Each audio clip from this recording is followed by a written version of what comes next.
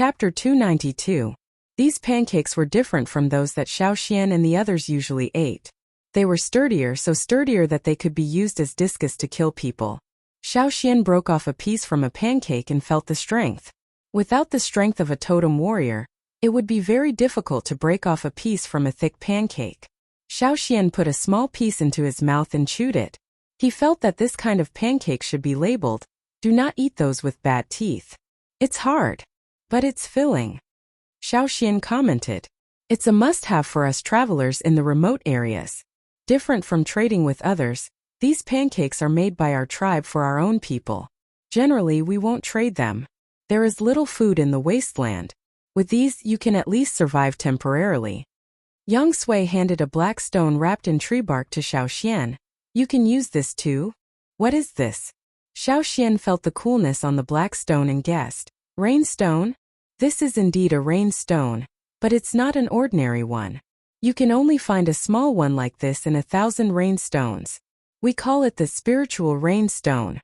It's a gift from the gods. It can help people in the tribe survive the driest season. Xiao Xian touched the surface of this small black stone. Just for a while, the part that touched the leaves had a layer of moist mist. But the part that didn't touch the leaves evaporated, even if it formed a layer of mist. It was indeed a magical tool for water production in arid areas. Thank you. Xiao Xian didn't refuse Yang Sui's kindness. He wrapped the small stone with leaves again and put it in a clean animal skin bag. Don't thank me. If it weren't for you, I would have been burned to death. Yang Sui paused and said, if you meet a slave owner in the wasteland, don't fight with them. Try to avoid them. How much do you know about slave owners? Xiao Xian asked. The people of the Rain tribe who lived here should know more about slaves and slave owners. Slave owners? Yang Sui's eyes flashed with a hint of fear. Slave owners are a group of people without any fire. In the eyes of the tribesmen without a fire seed, it meant that they could not form a tribe. Without a tribe, they were naturally wanderers with weak combat power. However, the slave owners were different. They didn't have a fire seed, but they had great power. They could even create more powerful slaves. Where does their power come from? Xiao Xian was puzzled. I don't know. Yang Sui shook his head. Maybe that's the reason why people from the central region go there again and again. In the records of the ancestors of the Rain tribe, it was mentioned that the slave owners had the ability to make the people in the central region fear them. 1,000 years ago, they appeared and stirred up a storm. Many tribes were wiped out because of this. After that, they all entered the land of death. Because of this, many people were extremely puzzled. There were also people who entered the land of death in order to find the answer. However, it was always the case that more people went in than came out. Some became slaves and some died. Only you people from the central region often go there. If you see something shocking, come back and tell me. Yang Sui said with a smile. Okay. After talking with Xiao Xian for a while, Yang Sui and Mi Su left. Some people of the Rain tribe were looking for Yang Sui. The shaman had many things to deal with, but Yang Sui asked them to wait first, so they gathered not far away and waited obediently. Looking at the respectful appearance of those people waiting in the Rain tribe in front of Yang Sui, at least in recent years, Yang Sui's status was stable. Xiao Xian carried the disc-like flatbread and the rain stone. He looked at the camel with a face like a mythical beast. Mi Su said it was called mud. In the Rain tribe, mud was not a bad word, just like mud, which was a lucky word. What was mud? Soil and water. For the Rain tribe, which lacked water, it would be good if the soil was like mud instead of dry and cracked hard blocks. Let's go, mud. Xiao Xian led the camel to the wooden house where they rested and tied it at the door of the house. Lei and Tua thought that Xiao Xian brought the camel as a spare food in the future, so they looked at the camel with shining eyes. Hey, with that kind of thing we will be slowed down. It's better to eat it now. A man of the Tianshan tribe said. What he got in response was a long puff from the camel's trembling lips. Huang Yi and others were no strangers to camels. They did not express any other opinions about Xiao Xian taking the camel. They only asked Xiao Xian to pay attention and not fall behind. The next day, the traveling team left the Rain tribe and headed for the desert. As Xiao Xian expected, the further they went, the more serious the desertification was. At first, there were some trees and grass, but slowly there was only sand left. The sun was high in the sky, and the sand on the ground was hot. The group hurried on. Huang Yi said that before tonight, they had to get to a place to rest, where it would be safer. Until now, no one had fallen behind. Those who could follow were selected, and those who could not meet the requirements would not drag the team down. Even if some of these people could not keep up, the elders would let them go back by themselves. The team would not delay the progress because of a small number of people. Xiao Xian looked at the camel called Mutt that had been following him. On its body, it carried several animal skin bags with food and stone tools, as well as several pieces of animal skin. However, it still followed the team closely and did not fall behind. Xiao Xian and the other two were much more relaxed. Although they could carry it themselves and the weight was nothing, it could reduce some of the load and they could better maintain their physical strength. Coming to such a dry land for the first time, Lei and Tuo were somewhat unaccustomed to it, so it was easier to reduce the load. Other people who came here for the first time were also unaccustomed to it, but they did not have a camel to help them carry it. At first they were cynical, but now after running for a while they glanced over there with envy and jealousy. In order to resist the strong Yangguang, the camel's brow bone was very high. In order to resist the wind and sand, the camel's eyelashes were also long. When this fellow raised its neck and looked down at people, that noble and indifferent look was funny. In the sky, the 5 eagles had been following. Sometimes they saw some movement in the desert and rushed to fight for food. When it was close to dark, the team finally arrived at the resting place that Huang Yi said. It looked like an abandoned village. The walls were surrounded by sand and stone, and there were dried wooden stakes. Broken pottery shards and stone tools that were half buried could be seen everywhere. Xiao Xian and the others were not the only people who arrived there. Before them, there was a team that looked like slaves, but it was very different from the slave team they met when they came. These people were not bound. It's the sand slaves, someone next to him said. Sand slaves were the tribal people's name for slaves born in the desert. These people, their ancestors were already slaves, and they did not know which generation of slaves they were. These people were different from the new slaves. They did not need to be bound and would not run away. Xiao Xian looked at them. These people were not much different from the tribal people in terms of appearance, but they were thin and had dark skin, which was one of the physical characteristics common to most desert residents. Perhaps it was because of the strong sunlight, excessive exposure to the sun, and the harsh desert climate with frequent sandstorms, as well as the fact that they often sat by the fire to warm themselves. Their skin lost its elasticity and became wrinkled, stiff, rough, and cracked. Their teeth were yellow, their feet were bare. They did not wear any protective footwear, and their feet were larger than the average person. When they looked at Xiao Xian and others, their eyes were curious and guarded, and when they saw what the people in the team were carrying, the look in these people's eyes was greedy and murderous. Chapter 293. There was no need for others to say more. Looking at the eyes of these sand slaves, the others knew what to do. This was indeed a good place to rest, but when resting they could not take it lightly. The first thing to guard against was these sand slaves. There were only some walls of different heights and there was no roof. The blowing wind was dry and dusty. As the sky gradually darkened, the surrounding temperature also plummeted. Even the 3 people of the Yanjiao tribe, who had adapted to the cold winter, felt goosebumps all over their bodies. They were not cold, but they always felt a sense of chill. Let's eat something first, and then we will take turns to watch the night, Xiao Xian said. A piece of cake was broken, and the 3 people shared it with a little dried meat and water. The other people in the team also ate in a similar way. The people of each tribe gathered together. At this time, the people of their own tribe were naturally much more reliable. Xiao Xian looked at the camel that followed him. This guy was very smart. He knew to follow Xiao Xian and avoid other people, especially the sand slaves. At this time it was chewing a plant that looked like a dead tree root growing in the corner, eating with relish. The eyes of those sand slaves swept around the people in the team, and then stopped at Mud, who was chewing with greed in their eyes. The sand slave closest to Mud finally could not help it. Sand slave, who had dark skin, seemed to be covered with a layer of protection in the night. He held a sharpened bone spur and rushed out like a predator in the night. Although his ultimate goal was the camel, The first thing he had to deal with was Xiaoxian next to the camel. There were no other unnecessary movements. Everything was only the pursuit of speed. Accurate. Ruthless. Enough to kill with one blow. If Xiaoxian were to be pierced by the bone spur, his chest would be pierced through. No matter how strong a totem warrior was, he would not be able to escape the fate of being pierced to death. There was no fire on Xiaoxian's side.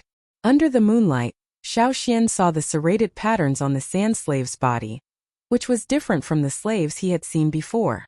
When he saw Xiaoxian, the slaves over there had chain-like patterns, not serrated. So these slaves belonged to different slave owners? Sand slave's eyes reflected the cold moonlight, with a hint of bloodthirsty excitement, as if he wanted to immediately hook a piece of meat from the other side. Perhaps he thought that he would be able to get rid of these extra people very quickly and then monopolize the camel. Puff! The sound of his body being penetrated was particularly clear at this moment. The expression on Sha Nu's face froze.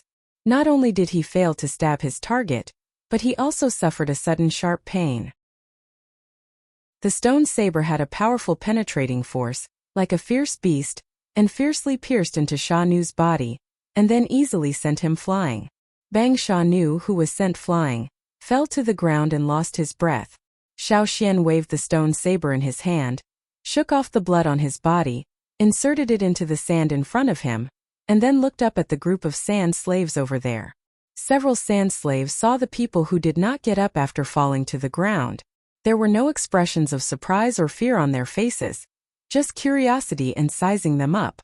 It seemed that they were re-evaluating Xiaoxian's fighting power and the threat of this team. Among the group of sand slaves there were several strong people. They were not as thin as other sand slaves. No other sand slaves approached within 2 steps of them. They glanced at Huang Yi and others, and then continued to do their own things. They skewered an unknown creature on the bone saber and roasted it on the fire. Because there was limited firewood in this place, the fire that could be ignited was not big, and the fire was also limited. Some of the meat was not roasted, but they still ate it. When they bit, they also brought out some animal viscera and blood. That should be a higher-level slave, right? To ask Xiaoxian. Xiaoxian nodded. You sleep first, Lei, and I will keep watch. Because of such a disadvantageous situation, Xiaoxian decided that 2 people would keep watch at night, 1 person would sleep, and then take turns to rest. 2 people were safer than 1 person. The threat of these slaves was too great. No wonder the people in the tribe were so afraid of slaves. They didn't take the lives of their companions seriously, so they didn't have to worry too much. Xiaoxian went to the sand wall and sat down. Some sand was piled up at the foot of the wall. Xiaoxian stabbed it with the stone saber and found something. The tip of the saber lifted some sand, and Xiaoxian saw a white bone. The first thing that was exposed was the skull. The evening wind blew the sand away, and more parts of the skull were exposed. Xiaoxian looked at the crack on the skull, which seemed to be caused by a sharp weapon. It was not that Xiaoxian had stabbed it with a saber. The crack on the skull had been there for a long time. Looking carefully at the wound on the skull, Xiaoxian picked up the skull and gave it to Lei. Look. Lei was staring at the sand slaves fiercely. Compared to those sand slaves, whose eyes were more ruthless, he heard Xiaoxian's words. He retracted his gaze and took the skull. He was not afraid of these, and directly took it in his hand and looked at it carefully. Lei had followed the hunters since he was a child. He was very familiar with the wounds caused by the beasts. He could distinguish which ones were man-made and which ones were injured by other beasts. Seeing the long crack on the skull, Lei's eyes flashed, and his vigilance became stronger. He no longer paid all his attention to the sand slaves, but divided a part of his attention to the surroundings. Compared with other people in the team, the people of Yanjiao knew the least about this desert. After all, they had no elders to tell them the details, so they could only judge based on their own experience. Don't expect the people of other tribes in the team to tell you much.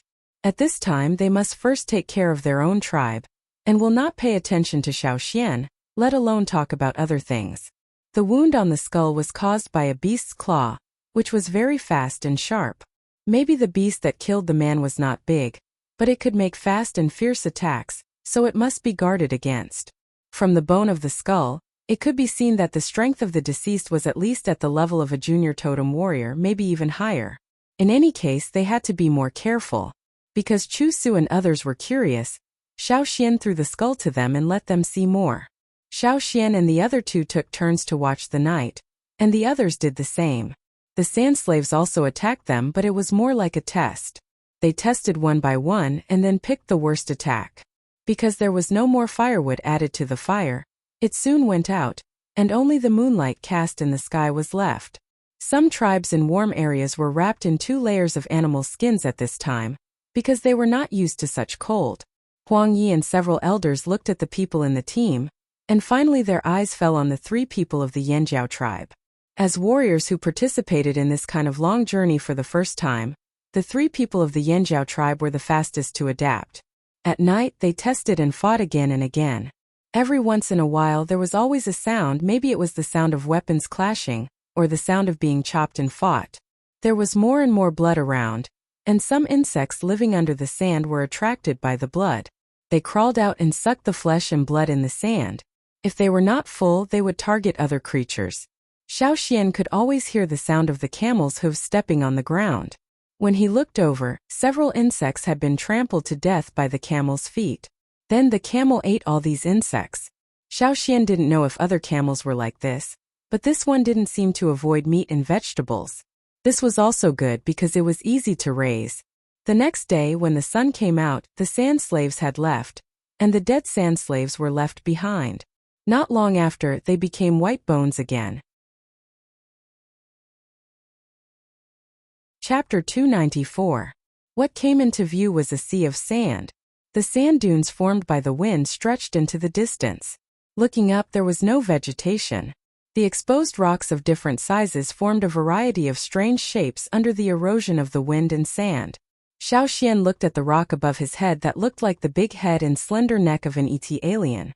He had a feeling that the rock would not be able to withstand the wind and collapse. After half a day of trekking, the team rested here, and they could use these rocks to shelter the hot yangguang. At this time, if an egg was hit on the ground, it would be cooked immediately. Where did the man from the Mang tribe say we were going? Tua asked. Loi City. Xiaoxian said.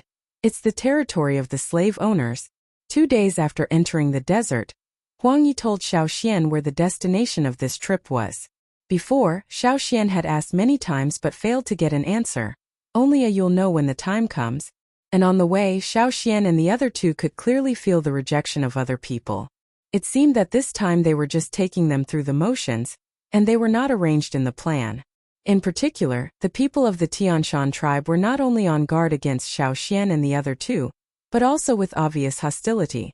They often pointed their arrows at Xiaoxian and the other 2, and the 2 sides almost fought several times. The people of other tribes would have elders to inform them of the relevant information. Only the 3 people of Yanjiao did not say much to them. Even Chu Su and others, who usually talked with the 3 people more often, wanted to say something but stopped many times. They did not dare to talk nonsense. Now they were finally told that they were going to a place called Laya City, that belonged to a slave owner. As for the person who had kept his mouth shut previously, he was now able to reveal more and speak more casually. Some people in the team seemed to be superior when facing the 3 people of Yanjiao, probably like urban intellectuals looking at the country bumpkins. The concept of city was quite strange to the people of Yanjiao. In their knowledge, they only knew the concept of the tribe. As for city, it was vague. If there was no explanation from Xiaoxian, Lei and Tua would still be confused. A city? I really want to see if it's bigger than a tribe. By the way, Xian, who do they think is the biggest person in the city? Chief? Ray asked. No, I heard it was the Lord, said Tua. Master is called that by slaves. Others are not. Ray corrected. It's king. In the city, the highest ruler calls himself king, Xiaoxian said.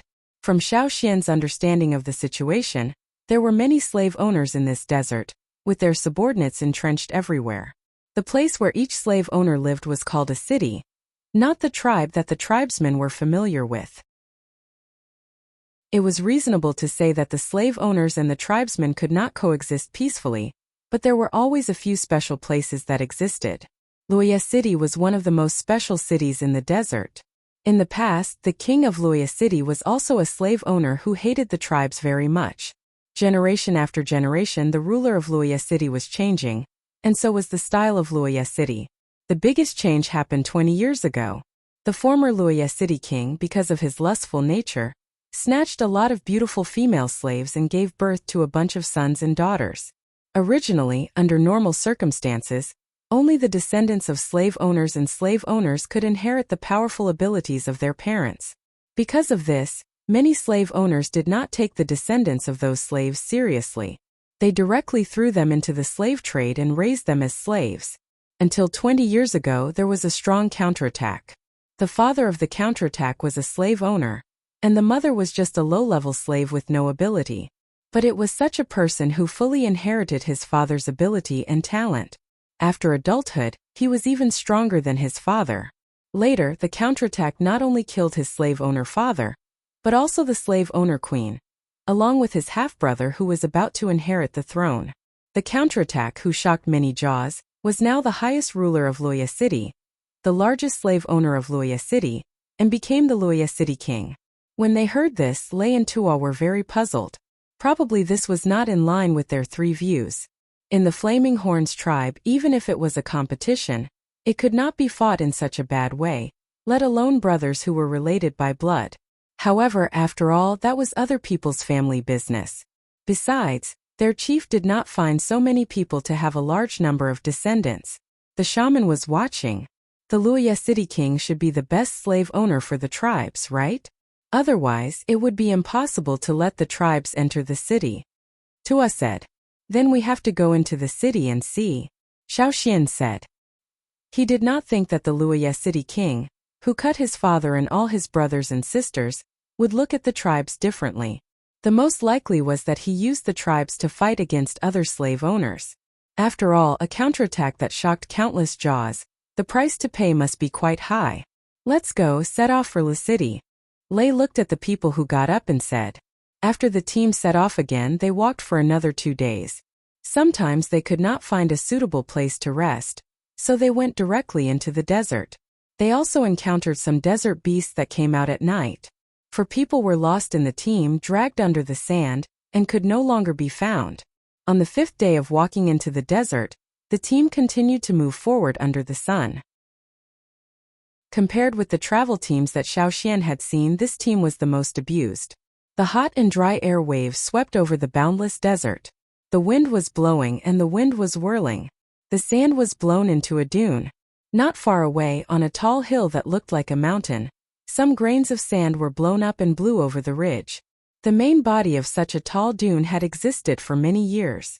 It may be hundreds of years, thousands of years, or even longer. Look! There's someone over there. It was not only someone who shouted. Looking sideways, there was a tall hill in the distance. On the ridge, there was a group of people walking on a camel. Who is that? Which city's slaves? I can't see clearly. I don't know which city they are from, but looking at the direction they are going, they should be from Luoya City, right? Someone said. Don't worry about it. Keep going, we're almost there, an elder said. When encountering slaves, as long as those slaves did not take the initiative to look for trouble, the travel team would not attack them at will. They had to save their strength to hurry on the road, and did not want to spend more effort to deal with those slaves. As they continued to move forward, Xiaoxian found that the team was going in the same direction as them, and the camel he was leading began to get excited. Did they see the same kind? Xiaoxian pulled the somewhat excited camel and did not let it rush forward. There seemed to be some other smells in the air, floating with the wind. The camel next to him was even more excited, and it seemed to want to run over. Not in the direction of the team but directly ahead. Luoya City? Lei also smelled other smells in the air. Because they often hunted, they were very sensitive to the changes in the surrounding smells. In addition to the changes in smells, there were also some sounds. After another hill, Xiaoxian saw the destination of their trip, Luoya City. At this time, the sun was already slanting towards the horizon. The orange sunset shone on the vast desert, and looking ahead, there were large tracts of leaves with the same color as the sunset. The orange trees, the orange sunset, and the desert city that was dyed by the setting sun. It is said that the most common tree in Luoya City is the sunset tree. Because the color of the leaves is similar to the sunset, it never changes color all year round, so it was named. Even the symbol of Loya City is the deciduous tree. It is said that deciduous trees live for thousands of years without dying, thousands of years without falling, and thousands of years without falling. It's just hearsay, no one knows the truth. However, looking around, there are indeed large tracts of sunset trees in Loya City, and seeing these trees makes people feel cool. After walking in the desert for so many days, in addition to sand and stones, now it is rare to see so many plants and their mood is a lot better. In addition to those sunset trees, there are some unknown grasses around the city. Although not much, they do exist. No wonder the camel next to them was so excited, it was aware of food. Standing on the sand dune and looking at Loya City, in addition to the conspicuous trees with the same color as the sunset, there is also a tall building. Below the building are huge stones like a pyramid, and above it is a house built. The highest place in Loya City is where the king lives, an elder of the Hui tribe said. Chapter 295. At the highest point was the king's palace. It was indeed a place where one could overlook the whole city. I heard that a lot of slaves died in order to build that high place. Someone sighed. This was the difference between a tribe and a slave owner. In the tribe, few people would deliberately build such a place. At most, they would build the house on a high place such as a tree or a mountain, and would not spend a lot of manpower and material resources to build a high palace. Let's go, we can rest in the city tonight, Wang Yi said. Other people rarely raised their spirits, and they were very curious about the city where the slave owners lived. Around Loya City, the walls were built with sand, with an average height of about 10 meters, which looked very old. There were some people around the walls, these were all slaves. In the territory of the slave owners, slaves accounted for the majority. The dark-skinned and cracked slaves looked at the people coming over, holding sharpened spears in their hands, and shouted something loudly. Xiao Xian didn't understand their words, but someone in the team understood. He replied and then threw a palm-sized thing over. That should be some kind of proof. Sure enough, after seeing that thing, the slaves guarding the gate stepped aside, and the huge wooden door opened with a click. Xiao Xian and the other two followed the team in. As for Cha-Cha, it followed the two eagles of the Hui tribe. It was not their first time here, so they knew where to go. In the city, some sand houses could be seen everywhere, and they were densely packed. Those were not big and irregular in shape. They were more like nests than houses, which looked like they would collapse at any time. This was where the lowly slaves lived. As they continued to walk forward, they could see some bigger houses made of stone. In the corner of Loya City, there was a place where there were not many slave activities, and the people who lived there were mostly tribesmen. Xiao Xian, like others, thought that there was an absolute contradiction between the tribes and the slave owners before coming here, but this was not the case. Tribes would show different attitudes towards different slave owners, and the king of Loya City was like a cooperative relationship with the tribes. There were some places that resembled embassies here. Other than the people in the team, there were also some tribesmen stationed here. They had probably lived here for a long time, so their skin was a lot darker. If you ignored their tribal clothing, they didn't look much different from the people in the city. The other tribes had special resting places in Loya City, but the Yanjiao trio, who came here for the first time, were in an awkward situation. Because there was no special embassy, the three of them could only be arranged to stay in some small sand huts. These huts were previously used to store sundries, but they were temporarily vacated for the three of them. When they entered the huts, they could smell a rotten smell. In the eyes of the others, the three people from the Yanjiao tribe were just there to go through the motions. They wouldn't be informed of any plans or activities. Xiao Xian and the other two were already aware of this feeling of rejection. However, they didn't know how long they would have to stay in such a place. The three of them were unhappy. Ray pushed the stone wall beside him and said contemptuously, "Not strong enough? Let's stay here for the night first. Tomorrow we'll look for stones to build a house," Xiao Xian said. Since they knew that the tribes could have a station here, the Yanjiao tribe certainly had to build one here. Even if it wasn't for the three of them, they had to provide benefits for the Yanjiao people who came later. They didn't want to live in such a broken house when they came. Although the house was bad, it was much better than sleeping in the desert a few days ago. The three of them rested in the house for a night, And when they woke up the next day, their spirits were much better. The camel was tied outside the house by Xiaoxian. In the morning Xiaoxian fed it some water. The surrounding grass had been eaten by it, so Xiaoxian would have to find something for it to eat. Tua looked at the luggage and camel in the house and took the time to ask the other tribes. It was best to know where there were more stones near Luoya City. Ray followed Xiaoxian and went to other places in Luoya City to see, at least to know the general situation in the city. Leaving the place where the tribes lived, Xiaoxian found that in Luoya City, many people did not wear animal skins but mostly linen. The temperature was high during the day, so many people simply wrapped a few pieces of linen. Xiaoxian and the other two were told that in Luoya City, it was best to avoid the slave owners. In a city there was more than one slave owner, but there was only one big slave owner, and that was the king. Other slave owners did not have many slaves under their hands, but in the city their status was higher than the slaves. No matter how high it could not be higher than the king of the city. There were also trading places here, but Xiaoxian found that the language and writing here was another set. It was not the same as the tribal language and was more complicated. Xiaoxian intended to use the shell coins in his hand to buy some food.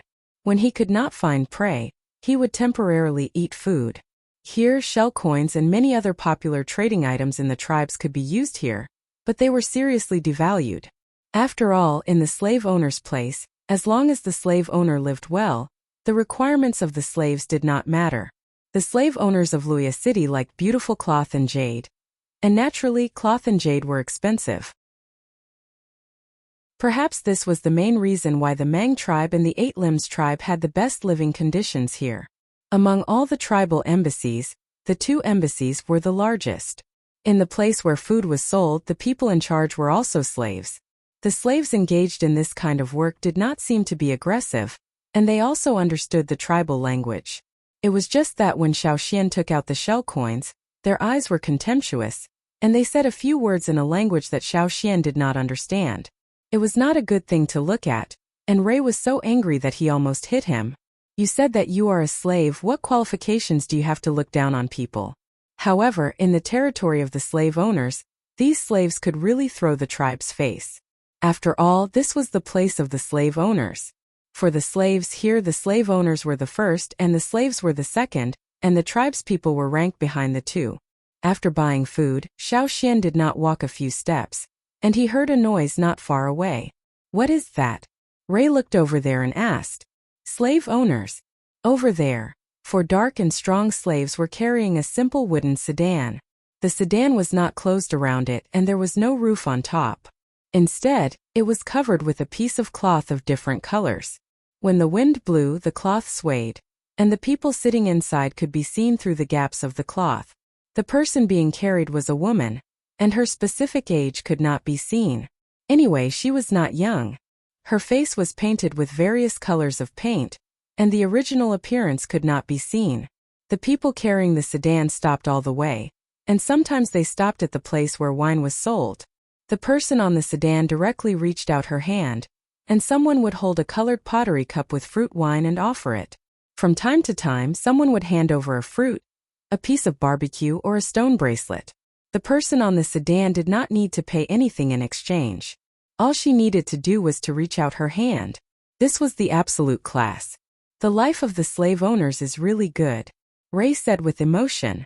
Remembering the warnings of the other people in the team, Xiaoxian saw the person being carried coming over here, and quickly left with Ray.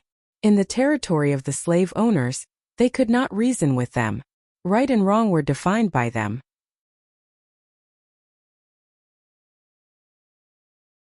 Chapter 296. After walking around outside, Xiaoxian got limited information, but the status of the slave owners here gave Xiaoxian and Lei some idea. In this city, the slave owners were the masters, and right and wrong were defined by them. What bothered Xiaoxian was the words and language of the slave owners. His understanding of the language used by the slave owners was limited to the words engraved on the slaves, because those words also appeared in tribal communication.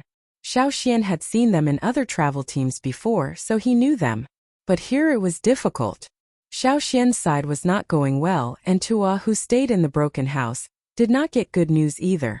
Can't act at will? After hearing Tuo's words, Xiao Xian began to think about what to do next. According to Tuo, the people of the surrounding tribes told him that whether it was inside or outside the city, if there was no specific permission and pass token, it was easy to be regarded as an enemy and attacked. The so-called special permission should be the kind of token that the team showed when entering the city, but Xiao Xian did not have it now. That kind of token was not easy to get. The other people who had been here for many years only had 1 or 2 tokens. They would not be so generous as to share it with Xiao Xian and the other 2. After all, they did not have enough for themselves. Unable to travel at will, finding stones to build a house had to be put aside for the time being. Let's put aside the matter of building a house first. I'll go find someone. After resting in the house for a while, Xiao Xian went to the Mang tribe to find Huang Yi, but the people of the Mang tribe seemed to be discussing something today. Huang Yi had no time, so Xiao Xian went to the Hui tribe and saw Cha Cha, who was staying with the 2 eagles of the Hui tribe.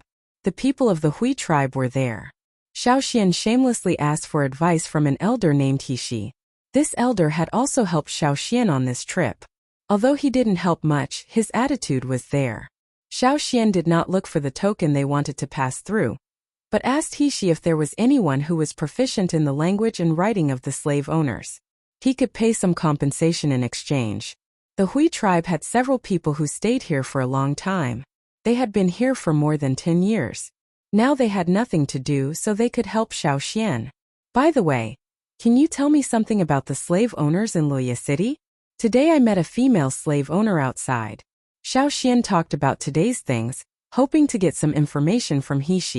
If Xiao Xian didn't ask, He wouldn't have taken the initiative to tell him. However, since Xiao Xian asked, he didn't hide anything. He couldn't say much about other things, but this was fine. When he was in the tribe, He heard Gula mention Xiao Xian and the eagle named Cha Cha. After seeing it, He's impression of Xiao Xian was also good. He was more calm and did not say too much nonsense. A few simple words could let Xiao Xian have a general understanding of the slave owners in the city. The big slave owner of Luoya City, the Luoya City King, was called Su Luan. Since Su Luan's counterattack 20 years ago, the slave owners in the city had been reduced a lot. Now the few slave owners who were still alive and had relatively high status, in addition to Su Luan's 2 half-sisters, were his 3 sons. Originally, there were 5 sons, but 2 of them did not survive for various reasons. Now there were only 3 left. The eldest young master Su Ka, the second young master Su Lu, and the third young master Su Gu. They were born to different women. In the past 2 years, the competition between the 3 young masters of Luoya City had become more and more fierce. Although the Luoya City King had cooperation with the tribes, he often did not care much about the affairs of the tribes. Therefore, many of the small things in his eyes, he directly adopted an indifferent attitude. On the contrary, the several young masters could help a lot. Of course, there was also a mutually beneficial relationship. The people of the tribes could get some convenience and news from the young masters of Luoya City to deal with their own tribal matters. At the same time, they could also give some credit to the young masters of Luoya City, so that they could gain more advantages in the competition and fully brush their presence in the Luoya City King. The Hui tribe has a deal with the second young master Su Lu? Xiao Xian said. Just now, when He mentioned the 3 young masters, there was a pause at the second young master Su Lu. He looked at Xiao Xian and did not refute. The people of the tribes used the slaves of other cities as whetstones. They hoped that in this way they could train the young warriors with potential in their tribes. Only in constant battles could they become more and more courageous. At the same time, it also made them vigilant and defensive against the slave owners. The so-called know yourself and know your enemy, and you will never be defeated. If they only stayed in the tribe, it would be too comfortable, and their vision would be too narrow. Just like many warriors who had not really come into contact with slaves, they always thought that slaves were some low-class people who could be cut down at will. But in fact, this was not the case. Xiao Xian wanted to ask which young master the other tribes had a deal with, but He did not answer this question. Seeing that Xiao Xian seemed to be interested in this, He reminded him, if you want to make a deal with the young masters of Luoya City, it is best to choose the eldest young master Su Ka and the second young master Su Lu, the youngest one. What about the youngest one? Xiao Xian asked. The youngest one, it is said that until now, He has no slaves of his own. The more slaves there were, the more wealth and strength the slave owner had. This was a direct indication of that. Slave owners had the ability to enslave, to give power to those who had no faith and then enslave them. Until now, not having a slave of his own was quite a failure for a slave owner. The three young masters of Wuxia City did not have a big age difference. However, from the slaves they owned, it was easy to see the advantages and disadvantages. Did anyone choose the youngest one?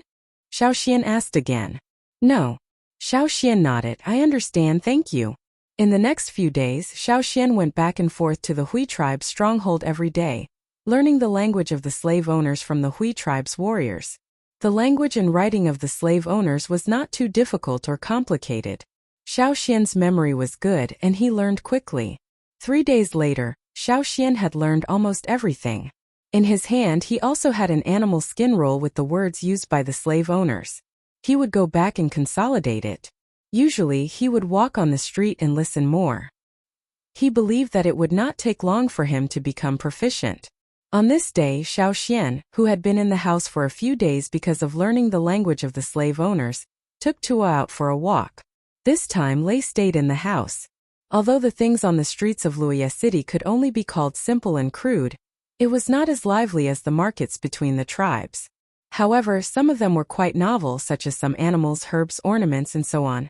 It was just bad luck today that he saw the female slave owner who was being carried again. According to what she told Xiaoxian, this should be one of the 2 half-sisters of the current Wuxia City king. As the only 2 surviving siblings, there must be a reason for them to survive. Xiaoxian speculated based on the information he learned that these 2 were either very smart or very brainless. In any case, Xiaoxian did not intend to deal with these slave owners now. He had not decided which young master of Wuxia City to look for. There were only 3 people from Yanjiao, and they were not famous here. He did not know if the cooperation would be smooth. Just as Xiaoxian and Tuo were about to leave, there was a shout from the other side. It was the voice of the female slave owner coming from the wooden palanquin. Xiaoxian pretended not to understand and did not pay attention to it. Who would have thought that before they could leave, the slaves in front of them had already blocked the way. Stop! This time the slave owner used the tribal language, but it sounded a bit awkward. Tuo looked at Xiaoxian, his hand already holding the hilt of his sword. Xiaoxian signaled him to be calm and turned to look at the female slave owner who was being carried here. Who are you? A hand wearing a variety of ornaments lifted the cloth covering the front of the wooden palanquin, revealing the face that could not be seen. The voice was arrogant. Yanjiao tribe, Xiaoxian replied. Oh, Yanjiao tribe? Never heard of it. The voice said slowly, but it doesn't matter. It must not be a big tribe. Would you like to follow me? The words had a sense of charity, as if being her slave was a very honorable thing. Following a slave owner meant being a slave, not a cooperation. Tuo's eyes flashed with anger.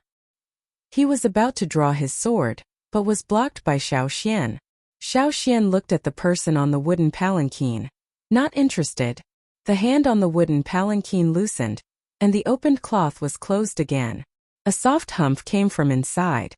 Beside the wooden palanquin, a tall and sturdy man strode forward with a large stone hammer in his hand.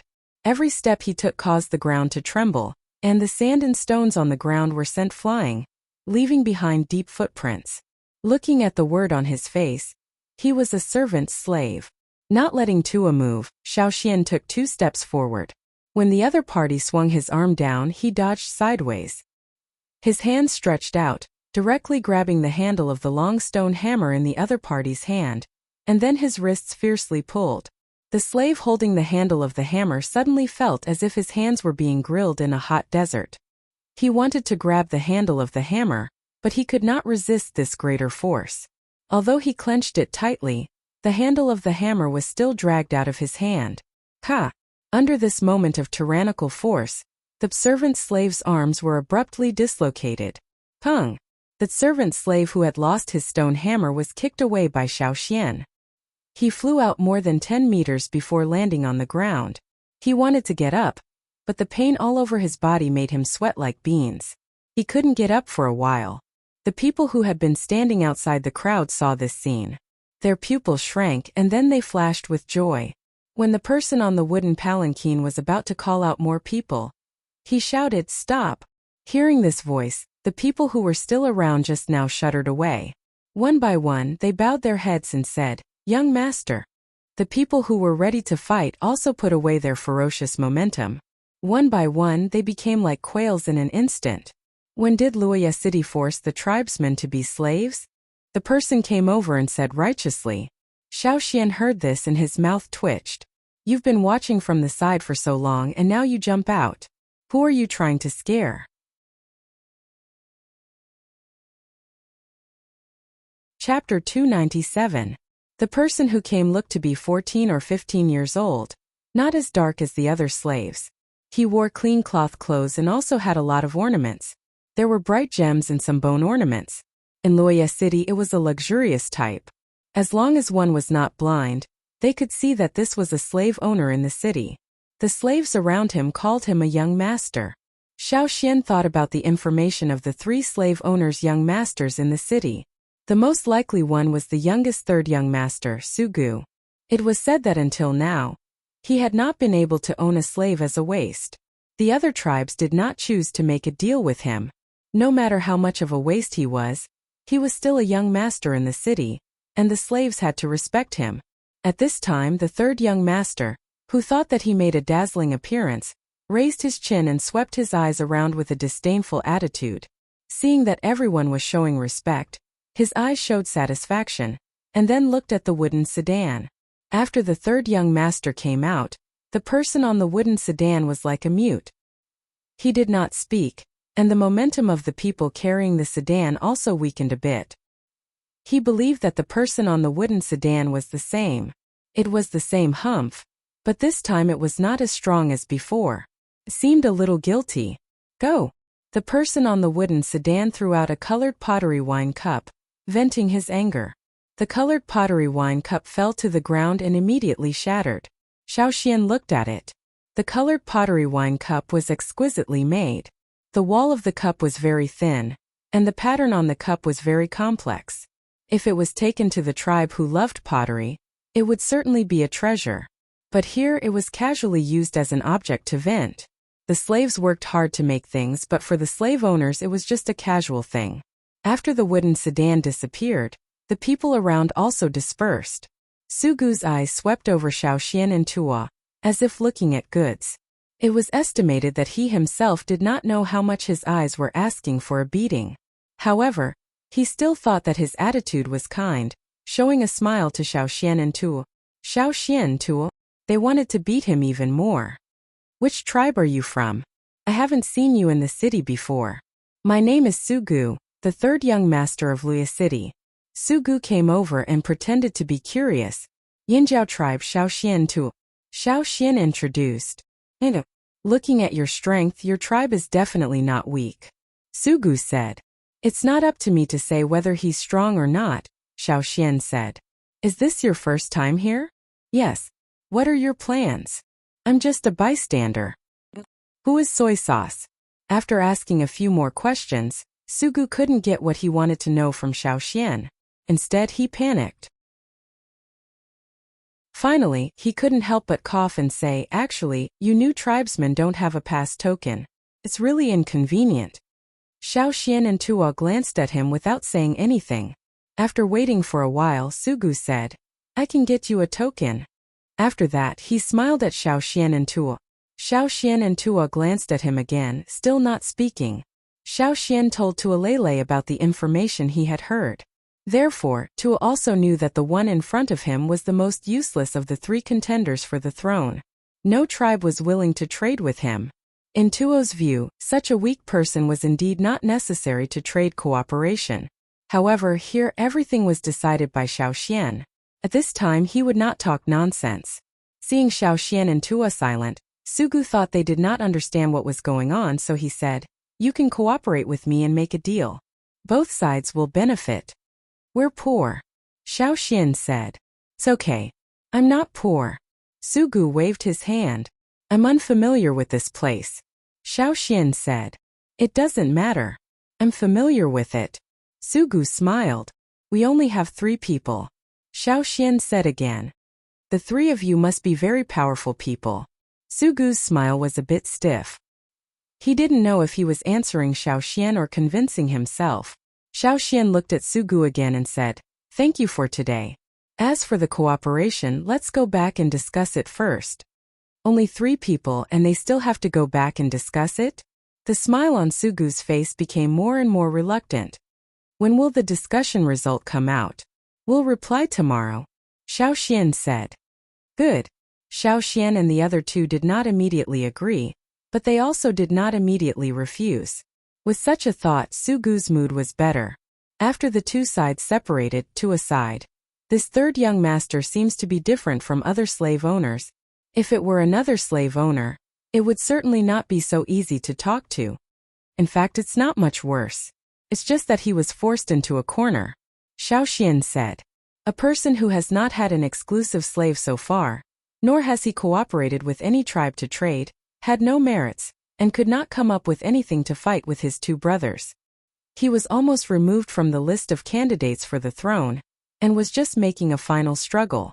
Whether to cooperate or not, Xiao Xian really had to think carefully about it. The Yanjiao 3 people were indeed in a weak position here, and could not compare to the other tribes. The other 2 young masters may not necessarily look at them in the eye, and cooperation was very difficult. Even if they succeeded, they would not be taken seriously. Coming here, Xiao Xian did not really intend to hide. He wanted to know more information, and the other tribes were always hiding and guarding. In this way, cooperating with the local people was indeed a good thing. Sugu was a waste. Perhaps, but to be able to live healthily until now, how could he be a real waste? When Xiao Xian returned to the broken house in the tribal area, the camel at the door was chewing hay. This hay was a kind of grass that grew in the city. It was as thick as a finger and had a long hollow stem. The camel seemed to like it very much. Xiao Xian stared at the small pile of hay there, thinking. The camel chewed on the hay and saw that Xiao Xian had been staring at its hay. It moved its body to block Xiao Xian's line of sight. Who knew that the next moment, Xiao Xian directly reached out and pulled out 2 from inside. Fart, take 2 and use them. Tomorrow I'll pull some back for you. Recently, because of the lack of water, there were a lot of dead grass in some places in the city. Lei and Tua saw Xiao Xian grab the camel's hay and bring it into the house. They thought that Xiao Xian wanted to chew it by himself. However, after Xiao Xian entered the house, he just picked up the hay and then closed his eyes. After a few breaths, Xiao Xian's fingers moved and began to tie a knot with the hay. Lei gave Tua a look. What is Xian doing? Tua shook his head. No matter what Xiao Xian did, they just had to wait. After a while, Xiao Xian opened his eyes and looked at the grass knot that had been formed in his hand. He could not help but frown. Seeing Xiao Xian's serious face, Tua asked Xian, "What's wrong?" "Nothing, I intend to cooperate with Sugu," Xiao Xian said. Lei opened his mouth, but still did not say a word against it. When they came out, the shaman and the chief said that the matter would be decided by Xiao Xian. The next day, early in the morning, Xiao Xian had not yet gone out when Sugu came to find him. For the tribal area in the city, although he did not cooperate with any tribe, he still knew this place.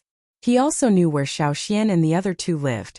They did not expect Sugu to personally come to their door. Lei and Tua were also surprised. "What do you think?" Sugu asked when he entered the door.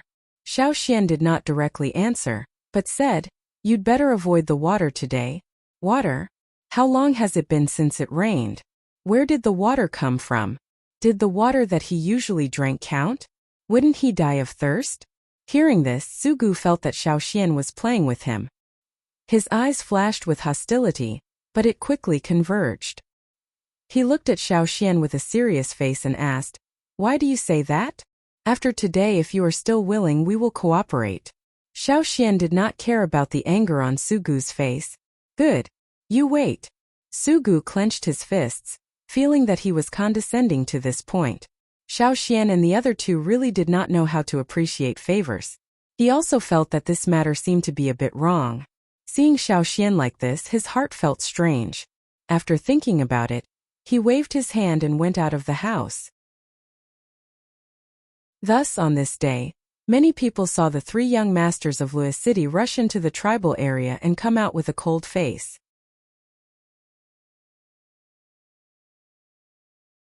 Chapter 298.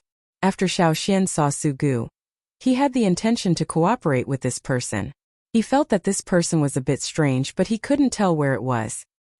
He always felt that this person's strength should not be limited to this. After returning to the tribal area, because he couldn't figure it out, he saw the camel chewing the hay happily. Xiaoxian then had the idea of divination. On the way here with the team, Xiaoxian also tried several divination, calculating the sandstorms and other weather changes in the desert. As for more distant or more complicated things, there were many times when he couldn't figure it out. The knots he made entangled his fingers. His ability was not enough. When he tied the knot, no one else saw it. The conclusion was also fed to the camel.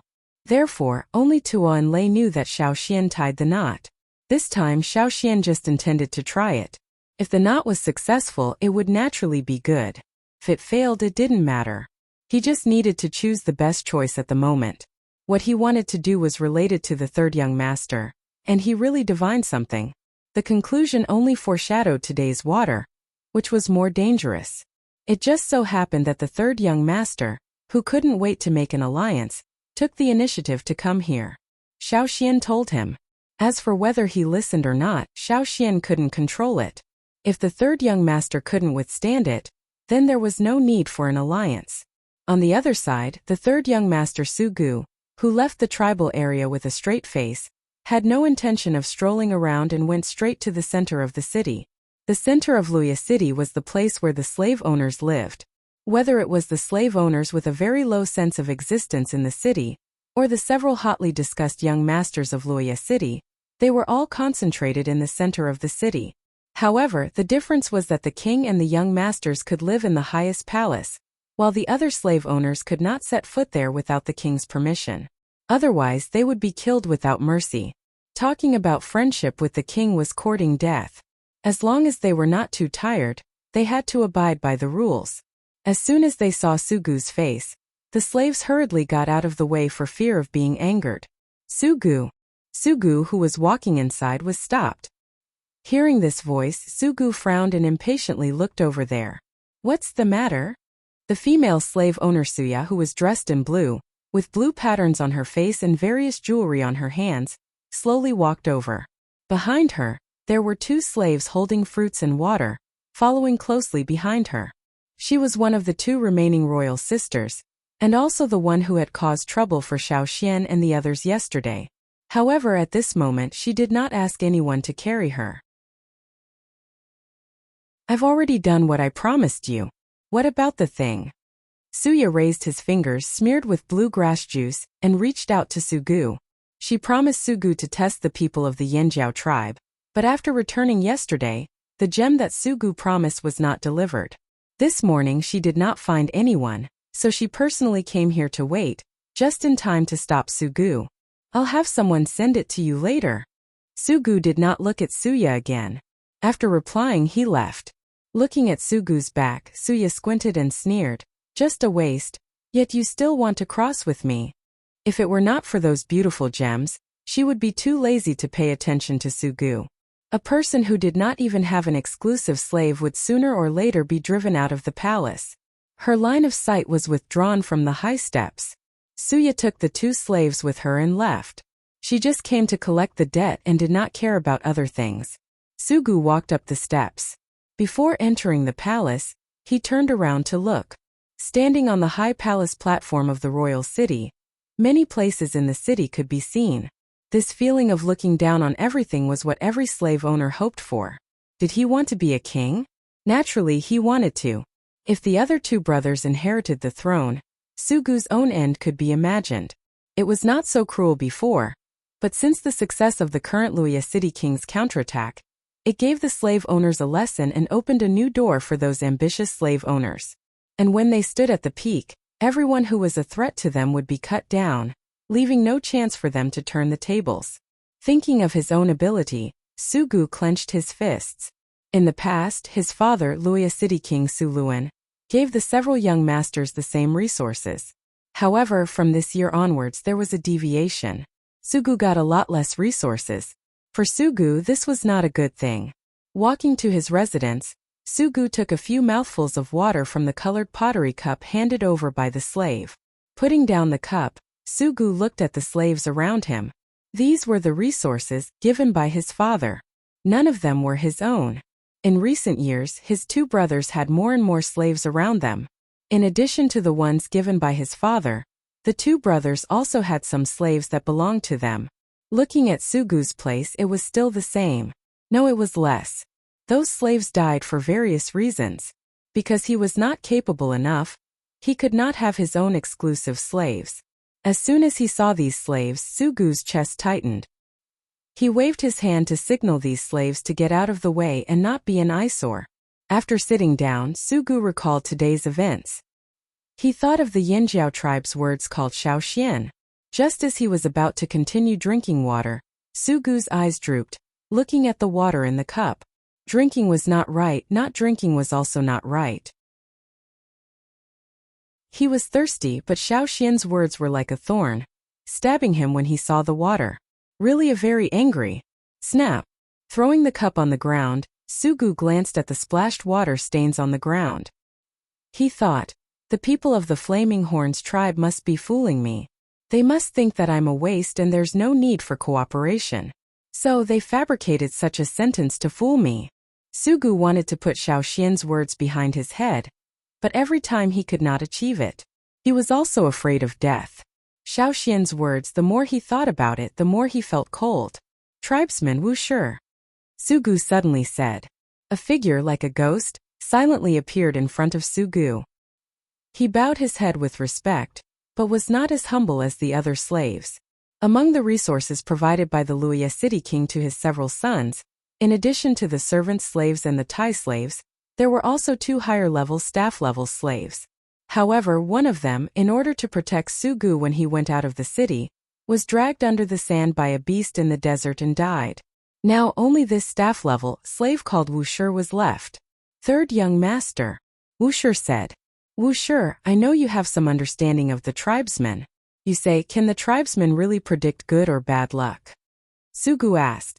Wuxia thought for a moment and replied, I heard that the tribesmen have witches, and witches may indeed have that ability.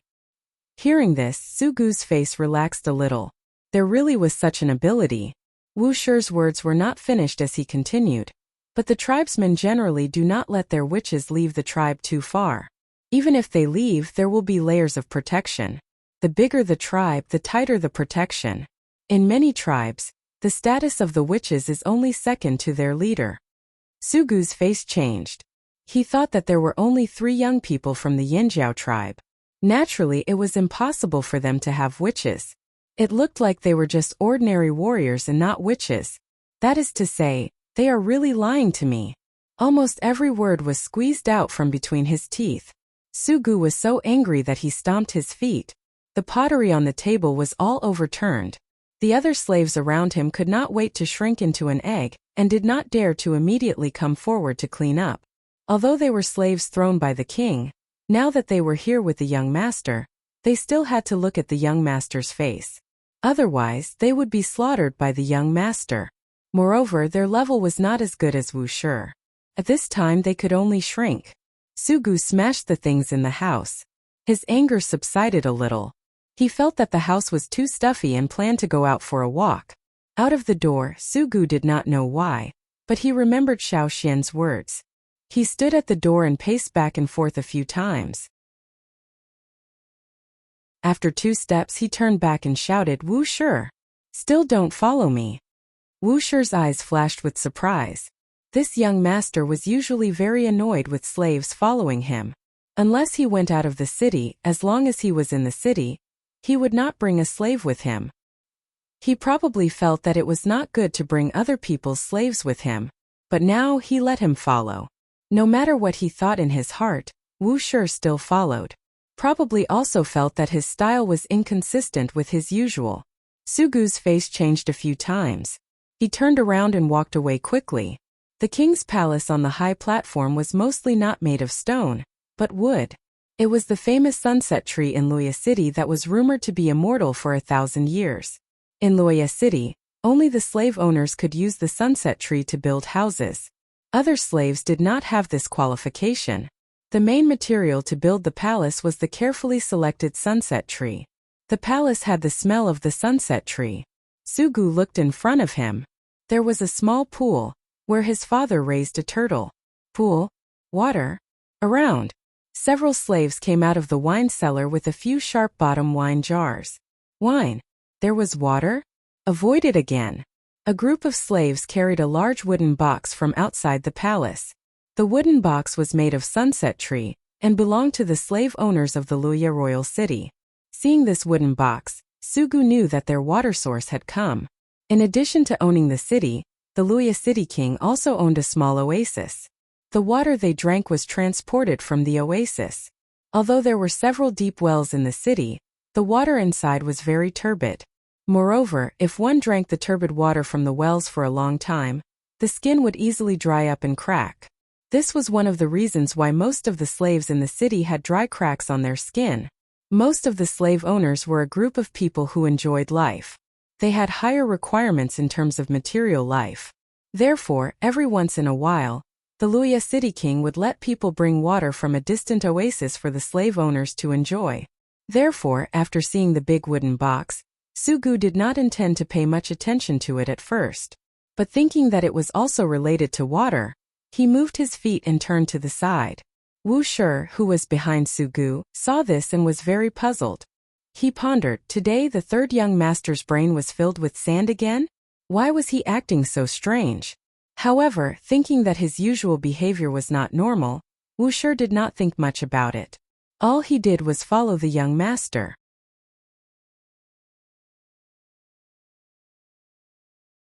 Chapter 299. Not far away, there was a door where the wooden box carrying water would be put down. The guarding slaves would take out the pots full of water, and then put them in the place where the water was stored, waiting for the slave owners to enjoy them. Sugu's line of sight swept over there. He did not feel that it was inappropriate, but he felt that his behavior was a bit cowardly. He was quite ashamed, but the thorn in his heart stabbed again, so he chose to avoid that side and detour. If there was no accident afterwards, the three people from Yanjiao, you just wait. Sugu's heart cursed.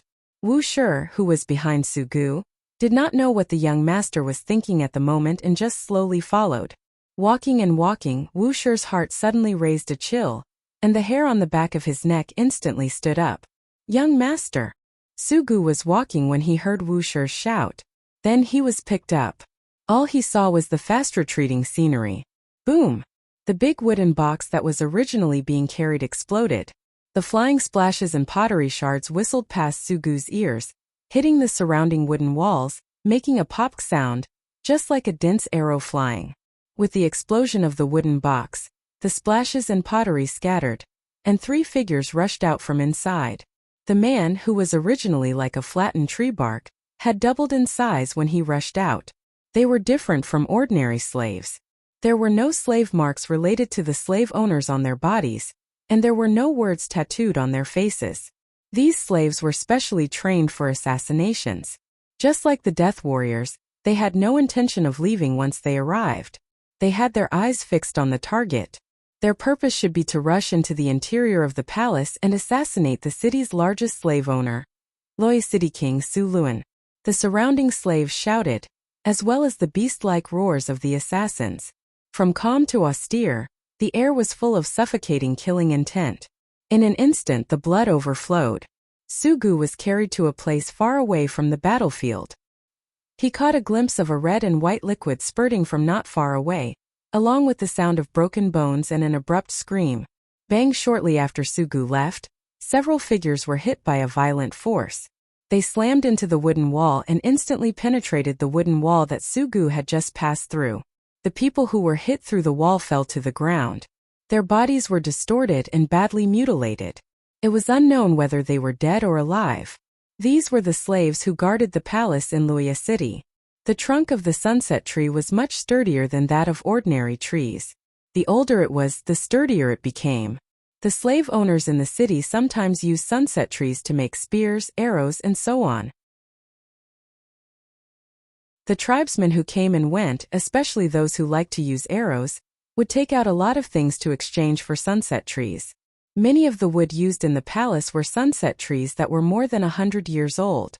Those hard wooden walls, even if not as good as stone walls, were enough to block the general's slaves. However, at this time, Sugu only heard the sound of the walls being broken. The trees that were usually called the hardest in the desert were so vulnerable at this time. Wuxia carried Sugu and gradually left the battlefield. There were still sounds of fighting and killing.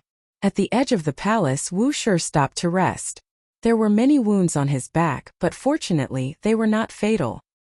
He had also escaped quickly, so the danger had passed for the time being. However, if he had been a little closer to that side, he might not have had time to escape. It was lucky, otherwise, he would follow in the footsteps of the former servant. Wuxia thought. Looking at the young master who was brought here, Wuxia found that the young master's state was somewhat wrong. His eyes were only staring ahead, unfocused. He did not know what he was thinking. Was he scared silly? Although this time it was indeed dangerous, this kind of assassination happened every year. As a competitor for the king, his courage should not be so small. Young master? Wuxia probed. Sugu did not answer. Third young master? Wuxia increased his volume. Sugu still did not greet him. Third young master, are you okay? Wuxia reached out and poked him. Sugu, who was immersed in his thoughts, almost jumped up in shock. Third young master, are you okay? Wuxia asked again. No, nothing. Sugu's voice trembled a little. Was he really scared? Wuxia thought. Ignoring Wuxia, Sugu carefully listened to the movement over there. After the other side slowly calmed down, Sugu said, "Let's go and see." Distinguishing the sound over there, Wuxia knew that it was temporarily handled, but he did not know if there were other unknown assassins. However, at this time the young master said that he wanted to go, and he could not stop him. He could only protect him and go there. Around the broken wooden walls, the red blood was very conspicuous. The dead slaves were being dragged away. In the collapsed places there were also slaves cleaning up. Sugu saw a person who fell to the ground. That person was not a slave of Luoya City, but an assassin.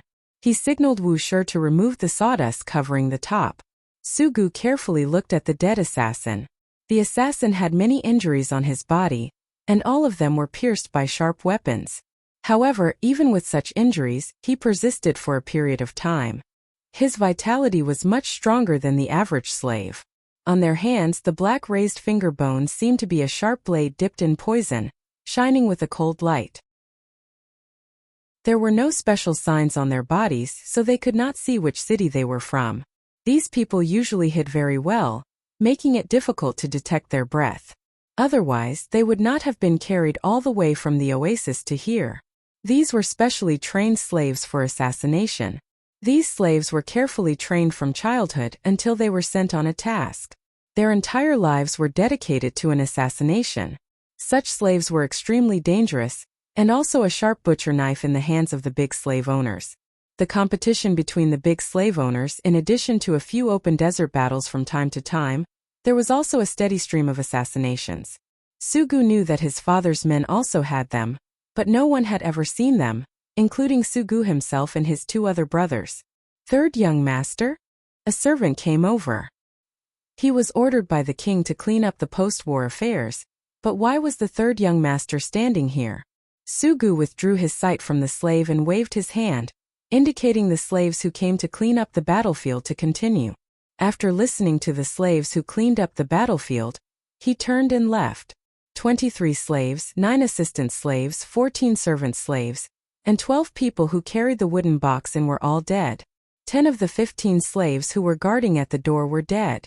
The slaves who rushed over were either dead or injured. With such injuries, it was estimated that they would die soon. The death toll would eventually exceed 30, or even 40. If there was no detour at that time but directly passed through there, would he also be on the death list? Sugu recalled the words of the Yinjiao tribesman named Xiaoxian. By chance? Or had he already received the news? The more he thought about it, the more confused he became. He could not stand still. Originally, Sugu went to the place where he lived, but now he directly turned and ran toward the palace exit. Wuxia, who was behind him, saw the young master suddenly turn and run. After thinking about it, he continued to follow. Therefore, on that day, the slaves of Luoya City saw the third young master rush into the tribal area in the morning. After he came out with a cold face, they saw him rush in again. Chapter 300. Xiaoxian was in the house, burying his head in writing. He wrote down in detail the set of language used by the slave owners that he had learned during this time. Every time he had his own experience, he would also record it. Tuo and Lei were also forced by Xiaoxian to learn these languages. Even if they could not fully learn, it was always good to understand some of them, so that they would not be deceived by the slaves and the slave owners. In the slave owner's territory, it would be easier to understand more, and the later actions would be easier. The so-called sharpening the knife would not delay the work of cutting firewood. They now had food on hand, so they were not in a hurry to do other things. First, they had to understand the most basic things. When Sugu came over, Lei and Tuo were dizzy from looking at those complicated words. It was rare for them to take a break with Sugu's arrival. Xiaoxian looked up at Sugu, who rushed in. He stopped writing, rolled up the animal skin roll full of words and put it away. "What's the matter?" Xiaoxian asked as he packed up. Sugu, who rushed into the house, gasped for breath. He took 2 steps towards Xiaoxian and slapped his palm on the table. "I asked you, bang." The table, which was not very sturdy to begin with, could not withstand the force and scattered into sand all over the floor. Seeing Xiaoxian and the other 2 staring at him, Sugu waved his hand. "I'll wait for someone to redo it for you." Looking around, there was no place to sit, so Sugu simply stood. "I have something to ask you." Sugu looked at Xiaoxian. "Are you a witch?" "Witch?" Lei and Tuo were somewhat confused. How could Xiaoxian be a witch? Besides, it was impossible for a witch to come to such a place. "No," Xiaoxian said. "But you said this morning." The expression on Sugu's face changed a few times. What happened in the palace was not good to spread. However, thinking that Xiaoxian's hint could actually match up with today's matter, Sugu took a deep breath. His eager appearance was gone and he calmed down. He stared straight at Xiaoxian and said in a deep voice, "Did you already know something?" "This is our first time here, so we don't know much about this place," Xiaoxian said. Sugu was silent for a while and did not address this issue again. Whether Xiaoxian already knew about the news, or he really had the ability to predict, he really wanted to cooperate with Yanjiao's people now. Moreover, he had no way out. So what if he fought? "About the cooperation, what do you think?" Sugu asked. "We can work together, but before that I want to know what benefits we can get," Xiaoxian asked. Sugu stood up and straightened his back. As a slave owner, he could provide too much, so he still had this confidence. "I can let the slaves build you a bigger house, give you passage tokens, and provide food and water," Sugu said. Xiaoxian nodded. These 3 things were really good, but they were not what he wanted most. "I want to know something about the other slave owners." Sugu frowned. "Yes, I can give you all the information I know, but you must come up with something worth exchanging." "This is natural." "So, happy cooperation." Happy cooperation. There was no contract. In the cooperation between the slave owners and the tribes under normal circumstances, they would not sign a fixed contract, unless it involved some important things or when the 2 sides were very familiar with each other. Only then would they make other plans. After solving the matter that had been on his mind, Sugu's mood was better. As a reward for Xiaoxian's tip in the morning, after he left the tribal area, he had people send some stones for building houses. These stones were cut and transported from the rocky areas in the desert, with special slaves guarding them. Xiaoxian could not go there at will. Sugu's actions provided a lot of convenience for Xiaoxian. They only needed to wait in the house for the stones to be transported. Xiaoxian took a fancy to an open space in the tribal area and asked the other tribes. After learning that no one was building a house there, he took Tuo and Lei to build a house together. The slaves sent by Sugu also helped. 2 days later, another big house was built in the tribal area, which was not worse than the other tribes. The difference was that the other tribes had dozens of people living in each embassy, while Yanjiao's embassy only had 3 people. In order to show his importance and sincerity, Sugu specially cut a piece of sunset tree to make a wooden sign and hung it at the door of Yanjiao's embassy. He also wrote it with golden paint, but it was moved aside by Xiaoxian. Xiaoxian polished a slate himself and hung it at the door. He engraved the words, Yanjiao in the tribal language, and also engraved a totem at the corner of the eyes on the slate. Sugu's wooden board was in the common language of the slave owners. 2 languages, 2 signs were hung at the door. Xiaoxian's slate was at the front door, while Sugu's board was a little more to the side. This is called an embassy. Xiaoxian looked at the built house and said, although such a building was not very gorgeous in Xiaoxian's view, as long as it was similar to the other tribes, there was no need to be too prominent. If more people came in the future, they would have a firm foothold and strong strength, then it would be no harm to expand. For now it was better not to be too high profile. Before, because there was no place, the 3 people crowded in a broken stone house. Now that there was a new embassy, they were separated. Each person occupied a large room, while the camel was tied in the backyard. Xiaoxian also specially built a shed for it. For the changes in Yanjiao, the other people in the tribal area were clear. This was the cooperation between Yanjiao and the 3rd young master of Luoye City. Really, what were they thinking? It was not good to cooperate with others, but they chose to cooperate with this one. Even if they were looking for the 2 royal sisters, this 3rd young master was a person who did not even have an exclusive slave. She of the Hui tribe also sighed when he talked to people. He told the kid that if he wanted to cooperate, he should look for the other 2 young masters, not this one. Why didn't he listen to his advice? What a pity. Sure enough, it was the first time a young man came here. He was thoughtless, impulsive, and short-sighted. Regardless of what other people thought, Xiaoxian and the other 2 were still quite satisfied with this cooperation. The day after the house was built, Sugu came again to find Xiaoxian. This time the 2 only met alone in Xiaoxian's room. Lei and Tua were not there, and Sugu did not bring Wuxia. Here, you want the pass token. Sugu handed the token to Xiaoxian. Xiaoxian took the token, which was made of sunset trees. On it was written Yanjiao in the words used by the slave owners, and on the other side was the symbol of Luoye City. Putting away the pass token, Xiaoxian looked at Sugu. The 3rd young master looked like he wanted to say something but hesitated. He seemed to be entangled with something. What's the matter? Say it, Xiaoxian said. Sugu irritably scratched his head. These days, in addition to helping Xiaoxian get the pass token, he also specifically asked people about the tribal shaman. The more he thought about it, the more complicated his heart became. After a long time, Sugu squeezed out a sentence. Are you really not a shaman? No, if you know about the tribe, you know that the tribe's shaman will not come out easily. Xiaoxian said. Are you the heir of the shaman? Sugu asked again. No. Xiaoxian affirmed. If you are not, then how did you predict water? Sugu was not reconciled. Being able to predict does not necessarily mean being a shaman.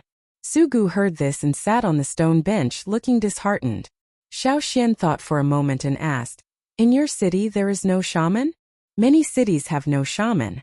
Sugu said, as far as I know, there are no more than 3 cities with shamans. And there are more than 20 cities in the desert. For the slave owners, a shaman was not necessary. A city only needed 1 master. The power of your tribe comes from the fire seed, and our power exists in our blood. Sugu held out his hand. Xiaoxian saw that on Sugu's hand, there was a blue flame gradually emerging. What surprised Xiaoxian even more was that when Sugu made these blue flames, in his mind inside the eggshell, a flame suddenly appeared at the edge. It was not big, but it was very obvious. Seeing this flame at first sight, Xiaoxian's heart jumped to 2 words: fire seed. However, this was somewhat different from the tribe's fire seed. Xiaoxian suddenly thought that the slave owners did not need a fire seed. Was it because the power of the fire seed did not exist in the outside world, but in their bodies? In his mind inside the eggshell, the flame suddenly appeared. The red flame and the blue flame intertwined, seeming somewhat chaotic. Sugu looked at the blue flame on his hand and said, a successful slave owner must have the ability to enslave people. This kind of slavery does not refer to the ordinary slave, but to turn an unrelated person into a slave that belongs to oneself. The stronger this ability to enslave people, the more slaves the slave owner can have. As the king of a city, The slave owner's ability to enslave people was the highest, and there were many slaves under his hands. Of course, other slave owners, even if they could enslave more slaves, could not cross the king of a city, or they would be regarded as having ulterior motives. In addition to the slave owners, other slave owners could more or less have some of their own slaves. However, in Luoya City, Sugu was the only slave owner who had not been able to have his own slaves so far. He was a failure in the eyes of the slave owners, a waste. Sugu did not say how they enslave people, but Xiaoxian speculated based on Sugu's words that the slave owner's ability to enslave people seemed to be similar to their engraved ferocious beasts, but more overbearing. The blue flame on Sugu's hand also made Xiaoxian think of the time when he used the engraving secret technique to engrave Caesar. Sugu had been staring at the blue flame on his hand. He did not know what he was thinking of, but he was lost in thought. Xiaoxian was also studying the flame that appeared in the eggshell in his mind. The red and blue interlaced flame, compared to before, had a weaker sense of disorder. The separated and scattered blue flame was slowly gathering. Oh, forget it. You don't understand. You tribesmen don't have to worry about this at all. Sugu put away the flame on his hand, and in Xiaoxian's mind, the strange flame gradually disappeared. With regret, Sugu left the tribal area and returned to the palace. After the meal, he closed himself in the room and began the daily necessary enslavement practice. He did not know if it was an illusion, but Sugu felt that when he used his enslavement ability today, it was a lot smoother. Although it still did not reach the standard of enslavement compared to yesterday, there was progress. Chapter 301. As a waste in people's eyes, Sugu had not given up. He was clear about his situation and analyzed the possible results if he continued to fail like this. Some people advised him to show weakness now and then show goodwill to his two brothers. However, Sugu was clear about the temperament of his two brothers. No matter who became the king of Luoya City in the end, even if Sugu's life was kept, Sugu would not live well. Instead of that, it was better to fight. A slave owner without ambition was not a good slave owner. Because of this decision, Sugu would practice in his room every day when others did not know. However, failure again and again made Sugu's confidence less and less. The number of times he tried was too many. Sugu was very clear about every change in himself. After feeling the difference today, when he practiced enslavement again, he carefully observed it. Then, he was pleasantly surprised to find that the enslavement power was much smoother than usual, and not as strenuous as before. Why did such a change happen? After the surprise, Sugu began to carefully analyze it. He had also thought that it was the result of his daily practice, but he had never seen such an obvious change even when he had been practicing so diligently. These few days, due to various things, he had less time to practice than usual, but the result was incomparably shocking. Why in the world? Sugu took out the things he did in the past 2 days and analyzed it bit by bit. The movement of his fingers suddenly stopped. His pupils shrank as he thought of a possibility. Xiaoxian and Yanjiao, the person who had a witch-like prediction ability. Yes, it seemed that it was at that time that the change happened. Before, because of his heavy thoughts, he did not pay attention. Now that he thought about it at that time, there was indeed a strange feeling. It was as if a ladle of muddy water mixed with sand was filtered by a densely woven linen cloth. The more he thought about it, the more he felt that it was so. Sugu walked back and forth in the room, jumping, clenching his fists and raising them. He took a few deep breaths to calm down his excited mood. In order to be sure, Sugu ran to the Wanderer area again that day. In the evening, Xiaoxian looked at the energetic and high-spirited third young master, practicing the enslavement method in front of him. Since there was not enough firewood here, it was inconvenient to start a fire. Xiaoxian took out a water moonstone to light up the place. Looking at the little slave owner who was practicing, Xiaoxian did not chase him away. Instead, he observed the changes in the flame in his mind again. He guessed that because of the eggshell in his mind, Sugu had some favorable changes. Sugu wanted to gain benefits from this place, while Xiaoxian himself also wanted to study the source of the slave owner's power. Sugu was just the right experimental subject. Amidst the intertwining red and blue flames, the sense of chaos became weaker and weaker. The blue and red flames converged and became distinct.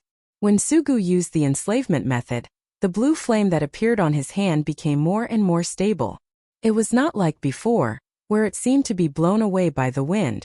Ray, who lived in the opposite room, looked at the moon outside the window and then looked at the light coming from Xiaoxian's room. He thought to himself, why is the third young master here instead of sleeping so late at night? Was there something wrong with his brain?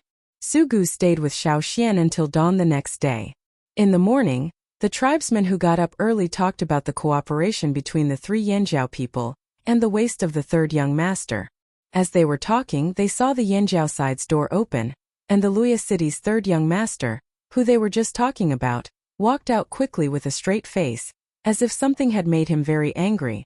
After Sugu left, the tribesmen who gathered together to chat were in disbelief. That was Sugu, the Luya city's third young master? Seems so. What seems so? That's Sugu. How could Sugu come out from Yanjiao? Could it be that he came here before dawn? I heard that Sugu came last night. He didn't leave until now? Even if the tribesmen cooperated with the slave owners, there had never been a slave owner who stayed overnight in the tribe's place. Seeing this, they couldn't help but think. Looking at Sugu's face, did he quarrel with the Yanjiao people? It's estimated that they didn't reach an agreement. It's very likely. In their view, whether it was Sugu or the 3 Yanjiao people, they were unreliable. It was certain that they would get together to quarrel. On the other side, Sugu tried to maintain a tight face, not letting people see the excitement in his heart. He held back his laughter until the blue veins came out, and his face looked a bit scary. It was not that he didn't want to laugh. If he came out of Yanjiao with a happy face, people would certainly guess what benefits he got from Yanjiao. Xiaoxian's ability could not be known to others. If it was known by his 2 brothers, it was estimated that they would dig him out from here. Sugu had never been so fortunate to cooperate with Yanjiao. At first, when Sugu decided to cooperate with the Yanjiao people, his heart didn't take them too seriously. Even if it was not a Yanjiao tribe, as long as it was a tribe, he would treat it with the same attitude. But now, Sugu's view of the Yanjiao people had completely changed. Whether it was Xiaoxian's words or his own changes, he must pay attention to them. This transaction was really worth it. Thinking of Xiaoxian's request, Sugu also began to prepare. The Yanjiao people wanted to know more about the slave owners, so he had to quickly prepare these. Otherwise, this ally would be gone. Returning to the palace from the tribal area, Sugu saw that the slaves were moving out a lot of sharp-bottomed pottery filled with fruit wine from the wine cellar.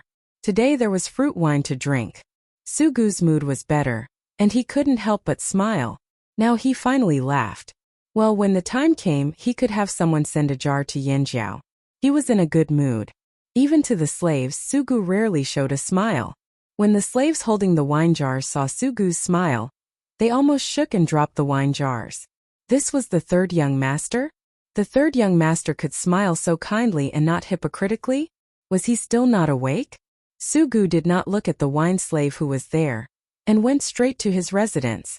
When he passed through the pool in the palace, he was in a good mood to stop and enjoy it. In the desert, it was extravagant to build such a pool for growing flowers and raising turtles. Only the king's palace could have such a view. Sugu did not know the flowers that grew in the water. He saw a turtle crawling out of the water, lying on the edge of the pool, half of its body exposed outside. The turtles in the pool were brought back from other places by Sugu's father. He thought that they could not be raised.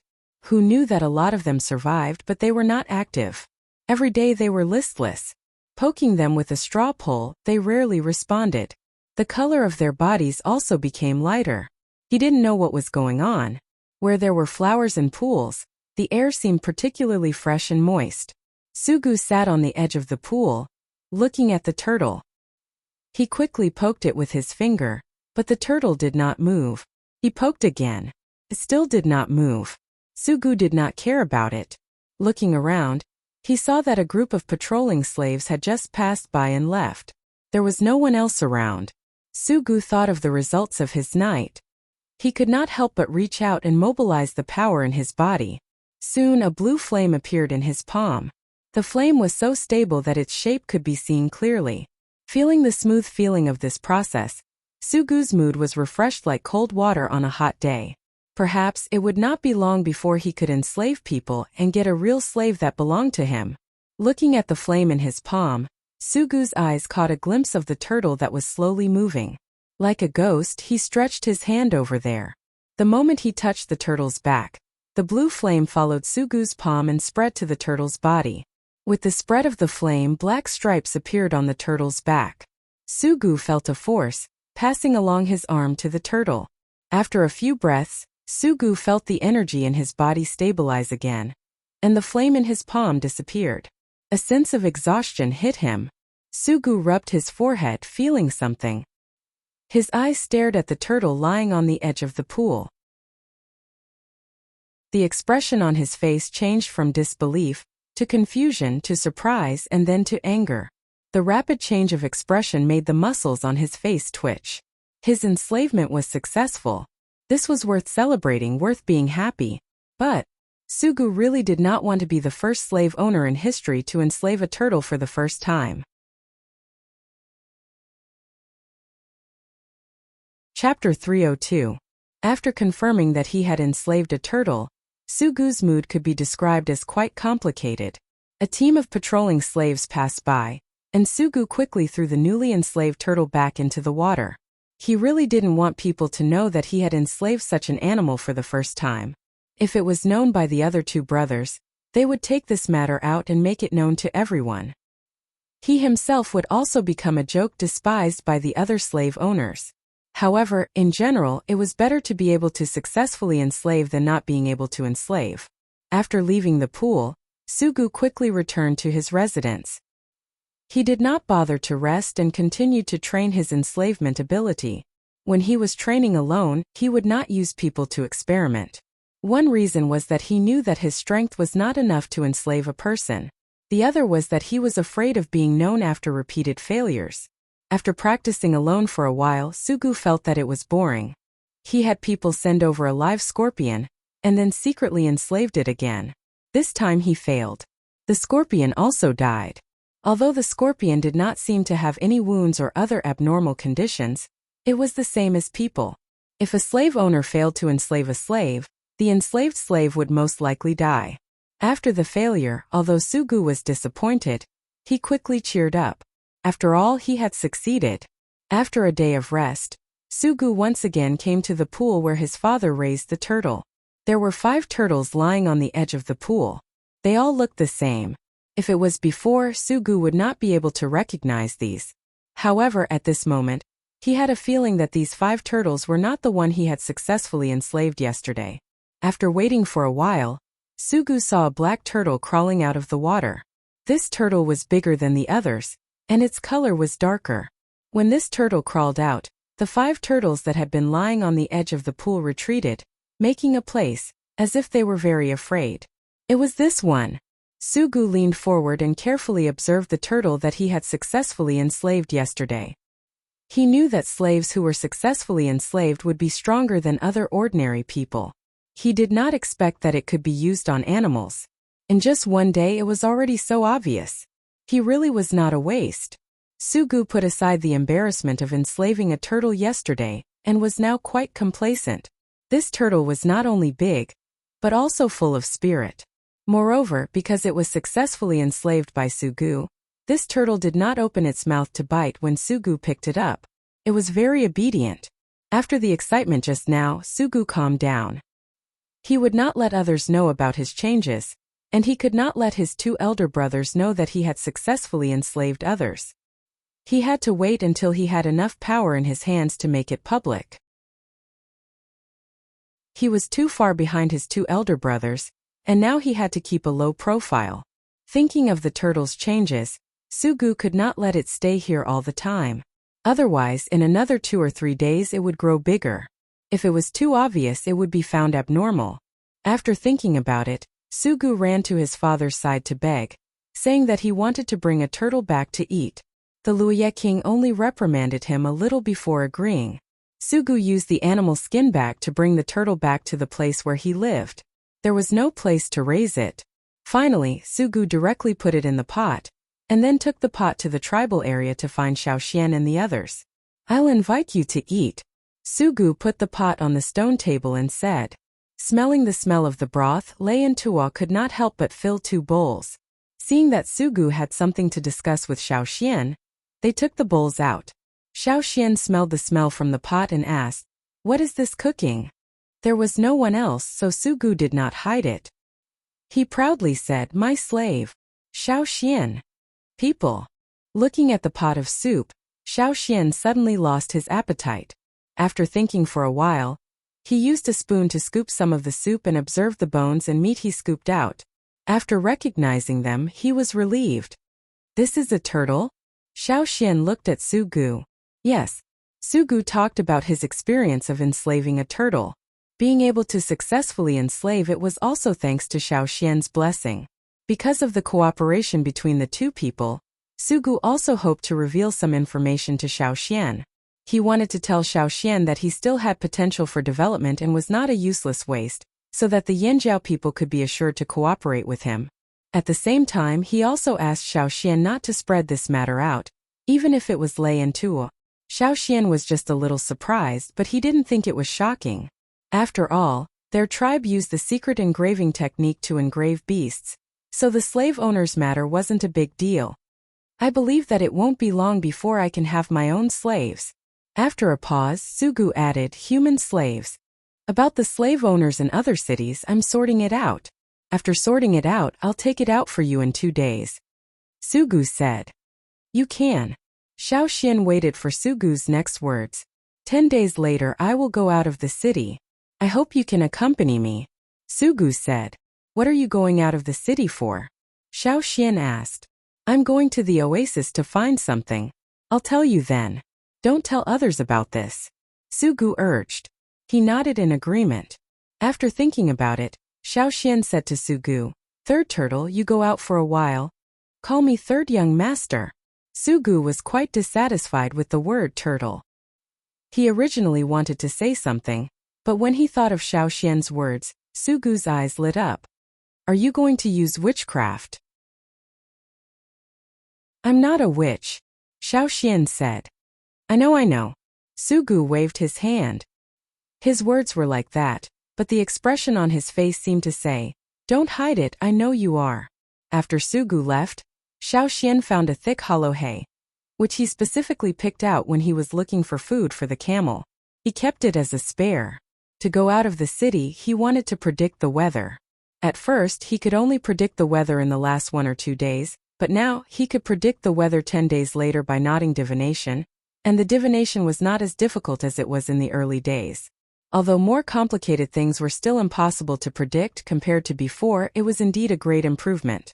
After a while, after the knot was finished, Xiaoxian looked at the knot in his hand, read the conclusion above, and then rolled the knot into a ball and threw it out of the window. Not far from Xiaoxian's room, the camel's shed was there. The grass ball that Xiaoxian threw hit the camel's head. The camel that was hit stared blankly, then found the grass ball on the ground. It crooked its mouth, picked up the grass ball and ate it. This was a very good way to destroy the knot. When Sugu went in again, he was told by Xiaoxian, 6 days later, "There will be a sandstorm. You should prepare yourself. Don't run around on that day. It's best to stay in the palace." With the last experience, Sugu believed in Xiaoxian's words. The sudden sandstorm in the desert could make this part of Luoya City, including all the surrounding areas, invisible. The visibility instantly dropped to 0. At the same time, there were some ferocious beasts in the desert mixed in the sandstorm, specifically using such weather to slaughter and prey. Every time there was a sandstorm, Luoya City would strengthen its defense, and the slave owners would hide well. Chapter 303. After Sugu went back, he had people send some unslaughtered food to his residence every day. To the outside world, he would personally slaughter and cook it, but in fact he was secretly training the method of enslavement. Practicing again and again, there were successes and failures. As time passed, the success rate of Sugu's enslavement became higher and higher. Sugu fulfilled his promise and wrote some preliminary information about the slave owners on the cloth for Xiaoxian to see. Xiaoxian transcribed those on the animal skin roll, while also having a preliminary understanding of several major cities in the desert and the major slave owners in each city. On the 6th day of Xiao Xian's prediction, a sandstorm came. Before this, there were no signs at all. Su Gu stood on the high platform of the palace, looking at the turbid sandstorm in the distance that was quickly approaching. His heart was even more afraid of the tribal shaman. It was always easy to be afraid of the unknown and ununderstood things. In particular, such a profession was extremely rare in the city of many slave owners. The sandstorm swept the entire city in an instant. In the sandstorm, large particles of sand were close to the surface, washing everything near the ground. People standing in the sandstorm would suffer a needle-like attack. Even some creatures covered with scales were unwilling to bear such pain. They would try their best to drill under the sand to avoid the attack of the surface sand. The lighter dust was rolled higher by the wind, covering the sky and the sun. The Yinjiao trio, who had long been prepared, stayed in the house, closed the doors and windows, and listened to the sound outside. Outside the house, the camel mud stood in the wind in the sandstorm, a tuft of hair on its head flying with the wind. They were a species that had long adapted to life in the desert. Even in this kind of sandstorm, they were not scared. Some of them could even walk freely in such a sandstorm. When they heard the roar of the beasts outside, Xiao Xian's trio rushed out with their equipment. Some of the beasts in the sandstorm had crossed the outer city wall and broke through the outer defense into the city. The people from the other tribes did not come out unless they saw the sandstorm beasts rushing to their doorsteps. However, the 3 from Yinjiao were different. They had been holding it in for the past few days, and it was rare for them to find something to vent their frustrations.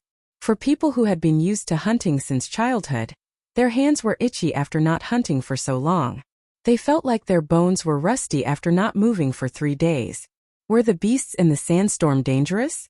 Danger. But the Yinjiao people weren't afraid. They had encountered more dangerous beasts before. Encountering such a situation only made them happy. Moreover, after killing those sandstorm beasts, they could be eaten as food. Even if there wasn't much meat, they could still make bone soup. If other people knew what the 3 Yinjiao men were thinking, they would think that the Yinjiao men were crazy. Xiao Xian and the other 2 didn't fight the sandstorm beasts recklessly. They cooperated with each other to deal with the beasts, just like how they cooperated to hunt in the forest. Low visibility? It was fine as long as his hearing was normal. He could still make out the sounds of the sandstorm beasts moving about in the sandstorm. Cha-Cha, who had finally moved here, also caught some as rations. When the sandstorm was over and everything was calm again, the people around saw that near the Yinjiao's embassy, there were sandstorm beasts with their stomachs cut open and about to dry out. The slaves and slave owners of Wuxia City changed their view of the 3 Yinjiao men again. They were fierce and had a big appetite. On the 10th day, Wuxia City was restored to its former appearance. The people of the tribes were doing their own things, coming and going in a hurry. Xiao Xian knew that these tribes had something to hide from the Yinjiao, but it didn't matter. He would figure out what these people were hiding. On the day that Xiao Xian and Su Gu agreed on, Xiao Xian and the other 2 were ready to go. This time they didn't intend to take the camel.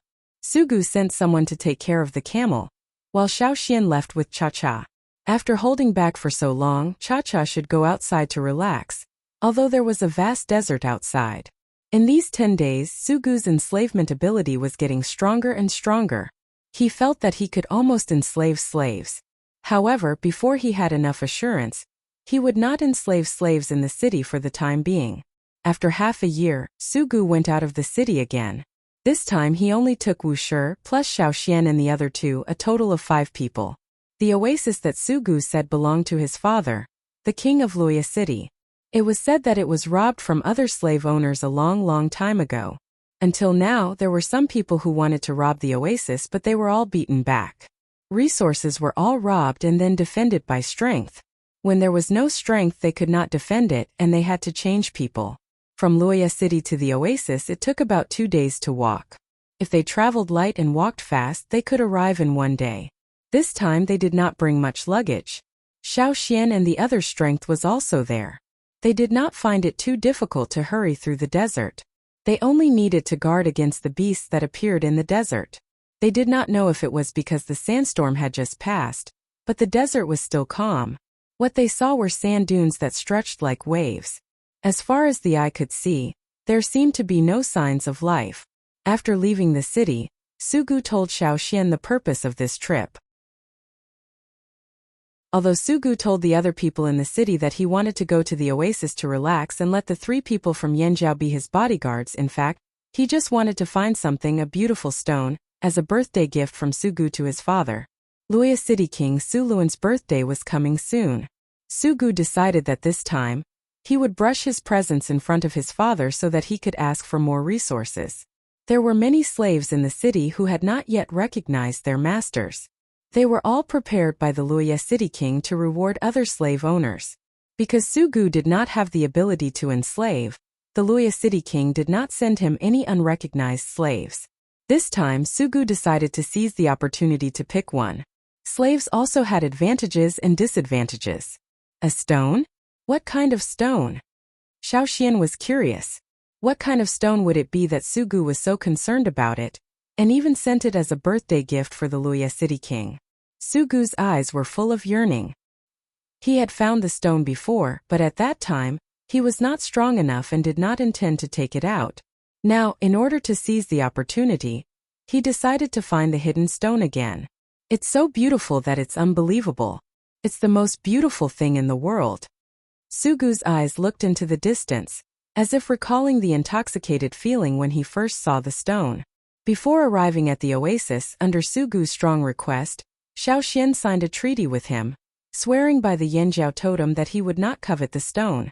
Of course, Xiaoxian also got a lot of benefits from Sugu. For the people of Yanjiao, even if it was the jade of the Mang tribe, the attraction was limited. In Lei and Tuo's mind, the stone was best used as a weapon. It was purely for ornamental purposes. What was the use? Could it hunt? Therefore, for what Sugu said, Lei and Tuo did not care at all. Xiaoxian was even more curious.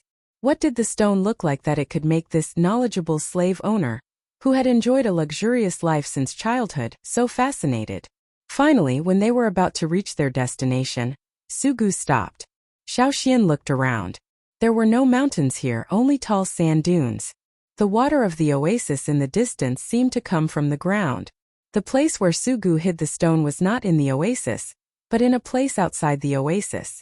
Looking at the high sand dunes and the surroundings, Sugu judged the position and then rushed to somewhere between 2 high sand dunes, where he began to dig.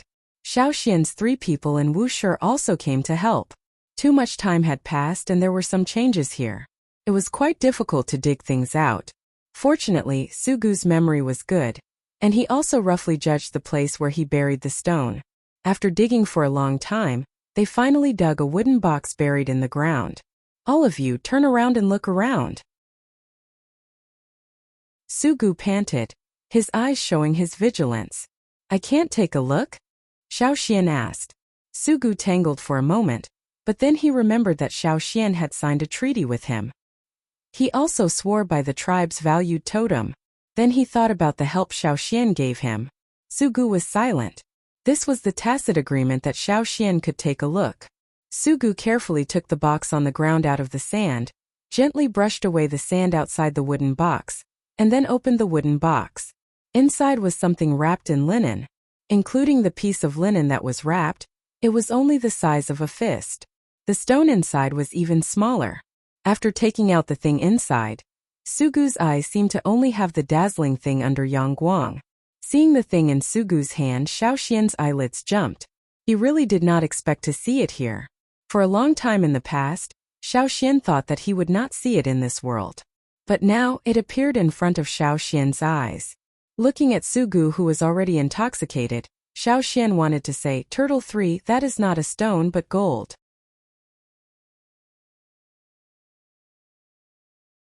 Chapter 304. The piece of gold in his hand was square, shining under Yangguang's light. Even if it had been put aside for so long, there were no other colors. Xiaoxian was not greedy for the appearance of the gold, but more curious. He actually wanted to take the gold to see, but seeing Sugu so tightly and so excited, he gave up the idea for the time being and waited for his mood to stabilize. Third young master, Sugu, Turtle-san, have you seen enough? If you've seen enough, let's continue. Xiaoxian urged. Close to the oasis, Xiaoxian was thirsty. Instead of admiring the gold under the sun, he would rather go to the oasis to find a shady place to drink some water and rest. Pulled back by Xiaoxian's words, Sugu found himself staring at the stone in his hand, lost in thought. He quickly wrapped the gold in his hand and put it in an inner pocket. The clothes he wore today had a secret pocket sewn for storing things. After putting it in, Sugu got up and walked 2 steps, feeling that something was wrong. He looked sideways at Xiaoxian, his eyes looking up and down, carefully observing the expression on Xiaoxian's face, not letting go of any details. But in the end, what made Sugu helpless was that he really did not see any greed or intoxication on Xiaoxian's face. It seemed that what Xiaoxian just saw was just an ordinary stone, not a treasure. Don't you think that stone is addictive? Sugu could not help but ask. Xiaoxian shook his head. I don't think so. How is that possible? Sugu looked at Xiaoxian again, still coming to the same conclusion. There was someone who could resist its charm. This time Sugu was surprised, but at the same time he had some doubts. Could it be that only he thought that the stone was so beautiful that it was addictive? If that was the case, what if he gave it to his father as a gift and he did not like it? Xiaoxian's reaction made Sugu's previously firm plan become hesitant. In the end, was he too addicted? Or did Xiaoxian have no eyesight? When you saw it, didn't you have a special feeling? Sugu asked. A special feeling? Xiaoxian thought for a moment. He was just surprised, that was all. Seeing Xiaoxian's expression, Sugu didn't give up. Don't you feel that this stone has a strange feeling, like standing in the royal city and looking down? I've never been to your palace, Xiaoxian said. At the same time, he also speculated Sugu's feelings from Sugu's words. When he saw that piece of gold, Sugu seemed to see power and wealth. Seeing the gold for the first time, Sugu unexpectedly had such an awareness. Sure enough, he was the young master of a city. If it was shown to Lei and Tua, they would probably be more confused than Xiaoxian, thinking that this stone was not as important as a piece of meat. Do you think that if I give this stone to the Luoyang city king, he will like it? Sugu asked. Think he'll like it. As the king of a city, he naturally had absolute ambition. His pursuit of power and wealth was more than others. Even if it was the first time he saw the gold, as long as the Luoyang city king Su Luan's preferences were similar to Sugu's, he would certainly like this stone that reflected the golden light. Sugu wanted to take it out and show it to the other 3 people to see how they would react, but after thinking about it, he decided to wait until they went back. Continuing to walk forward, they could see some sporadic grass, which was very conspicuous on this piece of sand. After seeing a lot of yellow sand, a bunch of green grass could make people feel infinite vitality. The more they went forward, the more grass was distributed on the ground. There were also some trees that Xiaoxian could not name. 10 camels were tied to the trunks, eating the grass. Not far away, some slaves with weapons walked back and forth, vigilantly staring at the desert in the distance to prevent abnormal situations. Xiaoxian and the other 2 followed Sugu and Wuxia to the oasis. A group of slaves stopped them, and after Sugu's explanation, Xiaoxian and the other 2 were able to really enter. The oasis was not too big, but the defense force stationed in this oasis was about 1,000 slaves. For this place, it could be said to be heavily guarded. After entering the oasis, Xiaoxian found that there was a group of special slaves. There were about 10 of them, and the cloth of each slave was much better than the other slaves. The other slaves were wearing cloth, but most of the time it was tattered. But these 10 people, even if the cloth on their bodies had sand and stains, it looked very neat without a hole. There were also patterns on the cloth of the clothes. In particular, the leader's clothes were neat.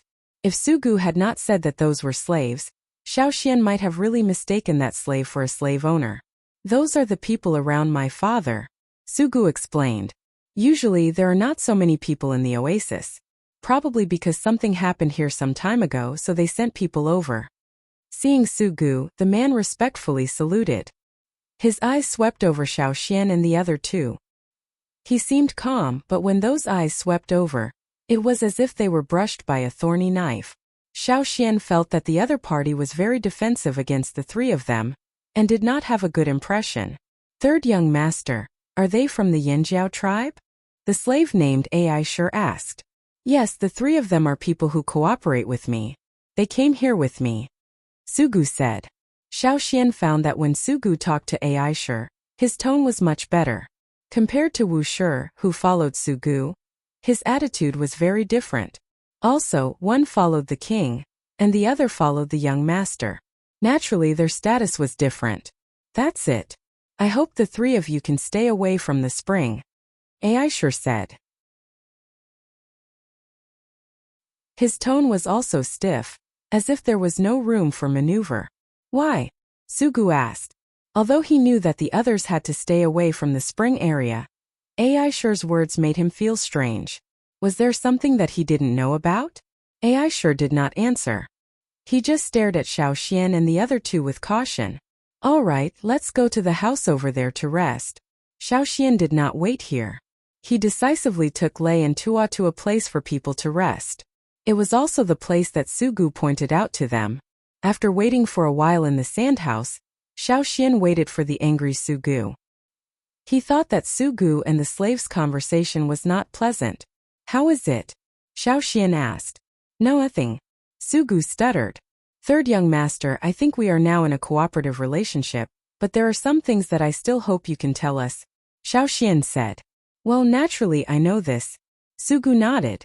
Then third young master, I would like to ask, why is the slave so guarded against us? Sugu was ready to answer, but Xiaoxian raised his hand to stop him. Don't say that he is also like this to other tribes. Just now, his eyes told me that he is just extra guarded against us Yanjiao people. When the slave called Aisha asked, the words Yanjiao were emphasized. Obviously there was something about the Yanjiao tribe, but Xiaoxian and the other two did not know. Sugu thought about it and let Wuxia go out to guard the door. Then he said to Xiaoxian, some time ago, someone was hiding in the water delivery team from the spring to the city, causing some trouble. Sugu did not say it in detail, but Xiaoxian could still roughly guess. Does the slave think that the assassin is related to us? Sugu nodded. But only 3 of us from the Yanjiao tribe came. This is known to the other tribes. Xiaoxian said. I didn't say it was you. If it was really determined that you were involved, you would have been surrounded by slaves. Sugu explained. Then why? Xiaoxian asked. Because of a person related to your Yanjiao tribe. Although according to your tribe's standards, he is no longer a Yanjiao person, but in the eyes of the slave owners and slaves, he is still related. Who is that person? Xiaoxian asked. Dao Yu.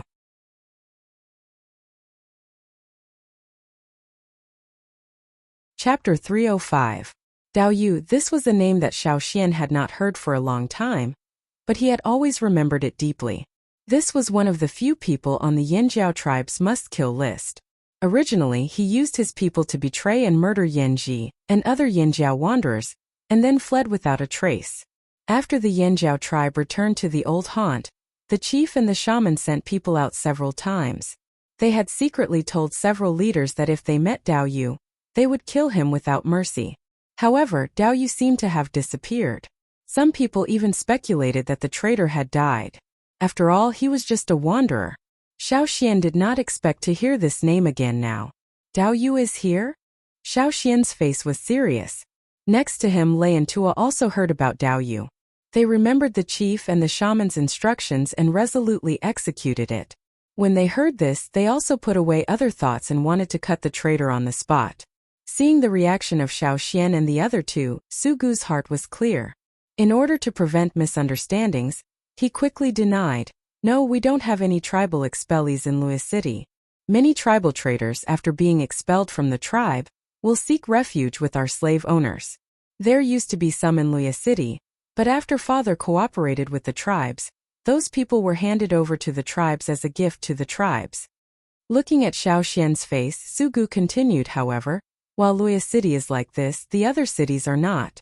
There are constantly people abandoned by the tribes who enter the desert city and become high-level slaves under the slave owners. Although every time the tribe's team comes to the desert, they will look for those expellees and hunt them down. However, the results are minimal. After all, the desert is the territory of our slave owners. Sugu's words were meant to tell the 3 people in Yanjiao to calm down and not be impulsive. If they really wanted to chase them down, the traitor would not be killed, but they themselves would be cut down. Dao Yu is not an expelled totem warrior.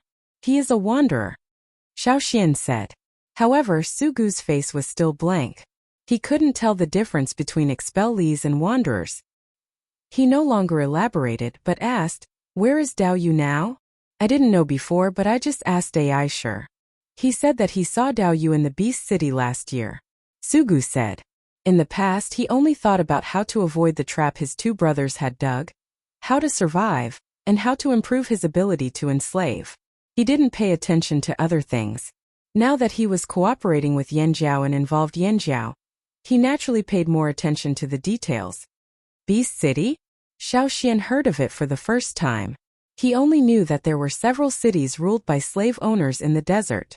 However, in the information that Sugu gave him before, there was no such name as Beast City. It's not a city ruled by a slave owner, but a place where the slave owners play every year, Sugu explained to the three Yanjiao people. Beast City was deep in the desert. It was a place built by the three largest slave owners in the desert for leisure time. Later, they felt that there were only 3 parties, so they called the slave owners of other cities in the desert to come over and have fun together. Beast City, as the name implied, was a place for fighting beasts. Many slave owners would bring their own domesticated beasts to fight in the Beast City, with the other slave owners' domesticated beasts. Dao Yu represented Baishur City in the Beast City, and defeated one of his father's ferocious beasts, Sugu said. Wait, in the Beast City, why would Dao Yu play? Xiaoxian asked. Dao Yu is the other side's beast. Sugu's face took it for granted. There are many slaves who, in order to please the slave owners and prove their value, will take the initiative to play. If they win, they can get more benefits from the slave owners, such as removing a layer of shackles. When the slave masters first enslaved the slaves, although they gave them another ability, they also put shackles on them, locking their way to a higher place. If they wanted to improve, they had to let the enslaved slave owners unlock them. Removing a layer of shackles meant that the slave had the opportunity to improve. Of course, even for slaves there were different qualifications. The slave owners were like kindling, giving the slaves a talent. To what extent they could exert this talent, it could only depend on themselves. Sugu's words gave a lot of information, which Xiaoxian remembered in his heart. As for Dao Yu, from a wanderer who did not have much power, he could cheat the tribe's materials. After becoming a slave, he could safely climb to a higher position and gain greater ability. Obviously, he was not a simple character. Even though there may be a reason for the Yanjiao wanderer's talent, at the same time, it could be seen that Dao Yu was cunning, vicious, and had a heart. At the beginning, he did not hesitate to cheat Yanji and the others who helped him until they had nothing, so they knew his character. However, for such a person to become a slave, would he really be single-minded? I heard that many people want Yanjiao people as slaves. However, the number of Yanjiao people who become slaves is not many. Sugu said. Not many means that in addition to Dao Yu, there are other Yanjiao descendants who choose to be slaves? Xiaoxian frowned. It seems so. Sugu was not sure. He had not seen it with his own eyes, just heard about it. Seeing the ugly faces of Xiaoxian and the other two, Sugu originally wanted to say that he also wanted to be a Yanjiao slave, but he did not say it. The tribe's people seemed to be very repulsive to slaves. Well, it was better not to mention it. Those traitors. Shame. Lei was very angry at the Yanjiao people who became slaves, especially Dao Yu. Not only did he murder the tribe, but he also became a slave. Seeing that, Lei could not wait to immediately cut him with a knife. Tua quickly pulled him back. Although his heart was angry, Tua understood the situation of the 3 people. According to Sugu's words, Dao Yu seemed to be a Baishur person, and among the slaves there, his status was not low. If the 3 of them rashly went there, they really would not get a good result. Baishur's relationship with us is not good. AI sure suspected that the things that happened in the city some time ago were done by Baishur, and also suspected Dao Yu. So when he heard about the Yanjiao people, he was somewhat on guard. Sugu explained. Yes. Xiaoxian nodded. This could be understood, but Dao Yu, this person, was too big a threat. He could not hesitate to kill Yanjiao people, and outside he always made Yanjiao hate him. Such a person, it was better to get rid of him as soon as possible. As he spoke, Xiaoxian heard the cry of an eagle outside. There's a situation. Xiaoxian ran out and looked at the sky. What's the matter? Sugu saw the 3 Yinjiao people looking dignified, and his heart was uneasy. Not far away, Aisha, who was guarding the oasis spring and supervising the water delivery, also came over. Young master, what happened? Sugu did not answer but looked at Xiaoxian. He himself did not know what happened. Xiaoxian looked at the eagle in the sky and raised his finger to one side. There's a situation in that direction. Aisha looked at the eagle in the sky, paused, and quickly went to call the other slaves to be on guard. Could it be that they were robbing the oasis? Aisha thought. It was no wonder that Aisha was so suspicious. Although this oasis was not big, oases were precious enough in the desert. Many of the wars and contradictions between cities were because of oases. Jadash, the eagle in the sky, cried again, which was another reminder. They're coming, Xiaoxian said. Everyone looked at the sand dunes in the distance. On the rolling sand dunes there were several moving black spots. Those were people running. Those people were shouting and running toward the oasis. Those are the slaves of Wuxia City. Sugu's eyes were good. After the slaves ran closer and closer, he distinguished them.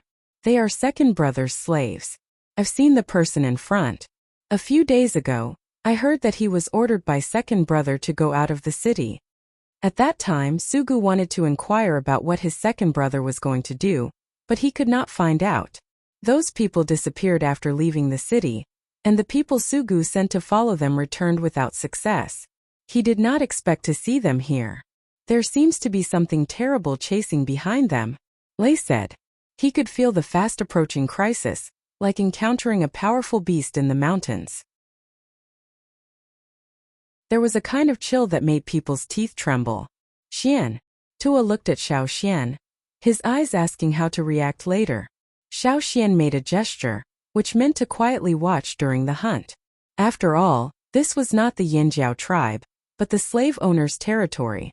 They did not need to fight desperately. As the slaves ran closer and closer, Xiaoxian saw that on the sand, there was sand flowing. It seemed that something under the sand was shuttling quickly and circling to the front of the slaves. Boom! In front of the slaves, the sand burst open, and a huge figure rushed out from under the sand. Rough scales with thorns covered the whole body. Its round pupils locked on the people running on the sand. On the upper half of its body, it opened its big mouth like a python about to swallow its prey. Even its neck swelled up, and its big mouth with sharp teeth was like a shovel. After falling, it suddenly turned sideways. In the blink of an eye, the 4 slaves, along with the sand on the ground, were shoveled into the mouth of the giant beast. Quicksand beast. It's a quicksand beast. On the oasis side, a slave screamed. Quicksand beasts were said to be able to make quicksand, so they were given this name. At the same time, some people called them the king of beasts in the desert, not only because of their huge body and powerful attack power, but also because of their sand-like body. Their skin, blood, bones, and so on were the color of yellow sand. Especially their horns, the color was very similar to gold. The slave owners were very fond of using their skin and bones to make utensils, especially the golden horn. Many big slave owners used it to make crowns. However, in the desert, quicksand beasts were not common. When they appeared, it was only to hunt, and humans were not on its main diet. Therefore, many times, quicksand beasts would not take the initiative to hunt humans. They probably felt that humans were too small, not enough to fill the gaps between their teeth, so they did not want to waste time hunting. Now, this angry quicksand beast had been chasing the slaves. The most likely situation was that the slaves took the initiative to provoke it. I know, second brother wants to hunt the quicksand beast for father as a birthday gift. Sugu shouted. The second young master of Wuxia City sent slaves out to hunt the quicksand beast. Now it seemed that the people sent out not only did not succeed in the hunt, but were also chased by the quicksand beast. Now, it also involved the people of the oasis.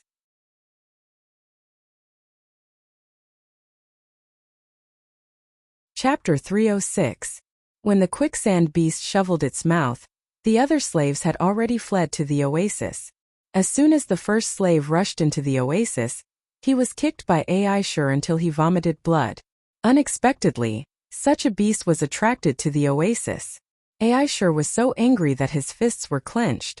If they were not the second young master's people, but his own men, he would have already cut them down. "Get ready!" Aishur shouted. The guards of the oasis all stared nervously at the other side. The quicksand beast could be defeated, but every time they won, they would pay a heavy price. Over there, the quicksand beast that had digested a mouthful of food looked in the direction of the oasis. Its golden eyes stared at the people guarding the edge of the oasis. Even if it was hot weather at this time, it made people feel like they were in an ice field. This was a ferocious creature. Yin Jiao and the other two people thought. Staring at the oasis, the quicksand beast did not immediately come over, nor did it pull out the other half of its body buried under the sand. Instead, it slowly shook the half of its body that was exposed to the ground, and its head was still slightly moving up and down. This was not to agree with anything, nor was it counting the number of people, but a signal to attack. "Be careful!" Aishur shouted. Even if he did not understand this creature, Xiaoxian could intuitively judge the next response. Without the slightest hesitation, when the quicksand beast nodded again, he shouted to remind Lei and to retreat. Slamming his knees on the ground, Xiaoxian quickly bounced away.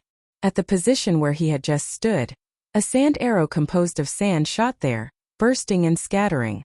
The rapidly splashing sand hit the people, like tens of thousands of knives scraping. The slaves who could not avoid it in time could not help but scream. It was the sand ejected from the quicksand beast's mouth. It was the effect of the sand spit out from the shoveled mouth. Xiaoxian did not need to worry about Lei and Tuo's reaction. Xiaoxian still believed in it. On Sugu's side there was Wu Shi to protect him. He had already retreated, so Xiaoxian did not need to worry. Taking Lei and Tuo to Sugu's side, Xiaoxian asked, "What are the weaknesses of the quicksand beast?" Weakness?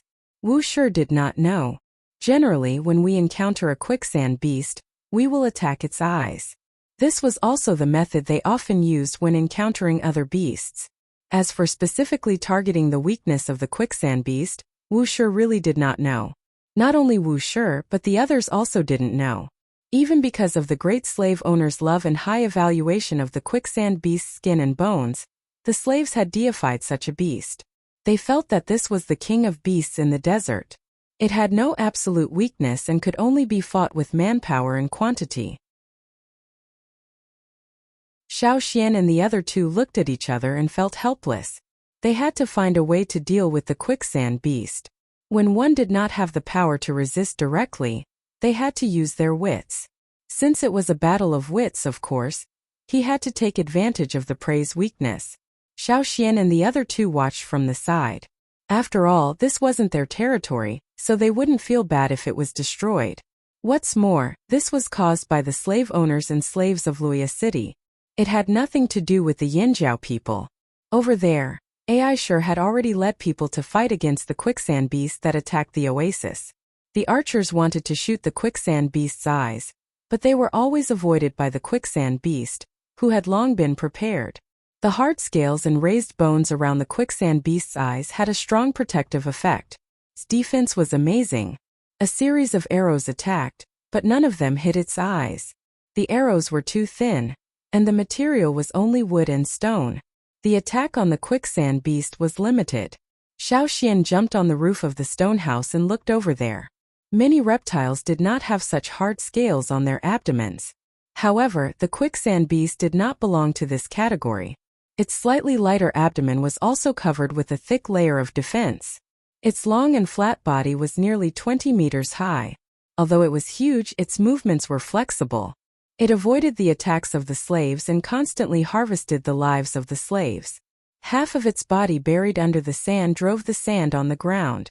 It looked like it was in the water, and the sand was lifted up in waves. The thick spear with a harsh sound pierced through the air and pierced the head of the quicksand beast.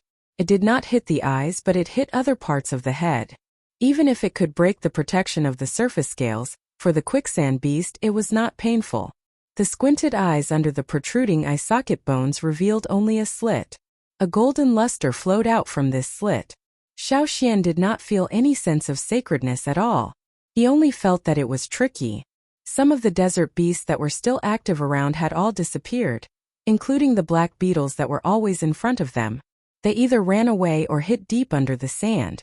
After the slaves of the oasis guards launched another attack, the quicksand beast not only did not leave, but it seemed to be angrier.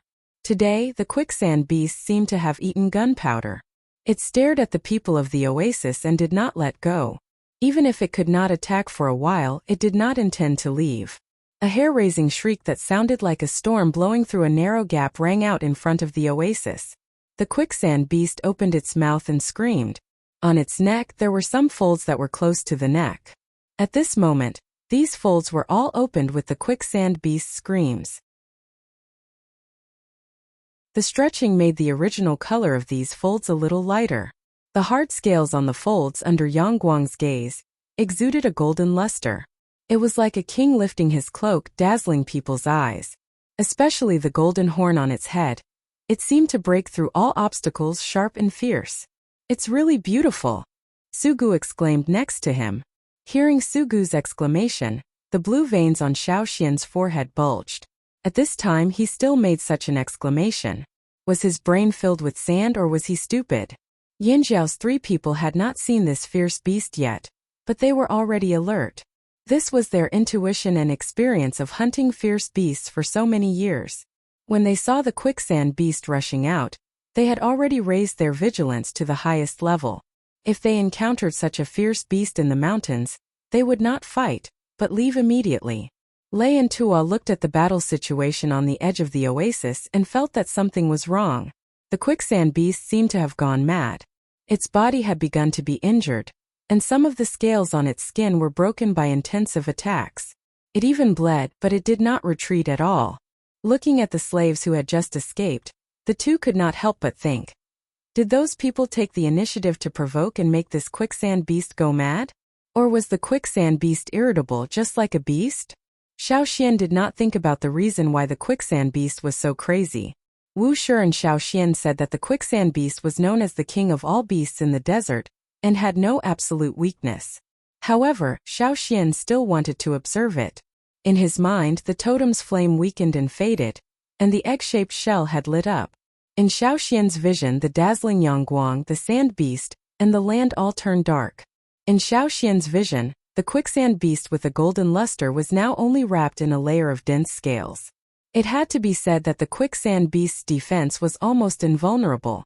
Its eyes had shrunk into a slit, leaving the slaves with extremely limited opportunities to attack. The rest of the body was covered in hard scales. Even the wrinkles on the neck were covered in fine and dense scales. If it were not for the slave's compact and intensive attacks that made it afraid, he was afraid that it would have directly broken through.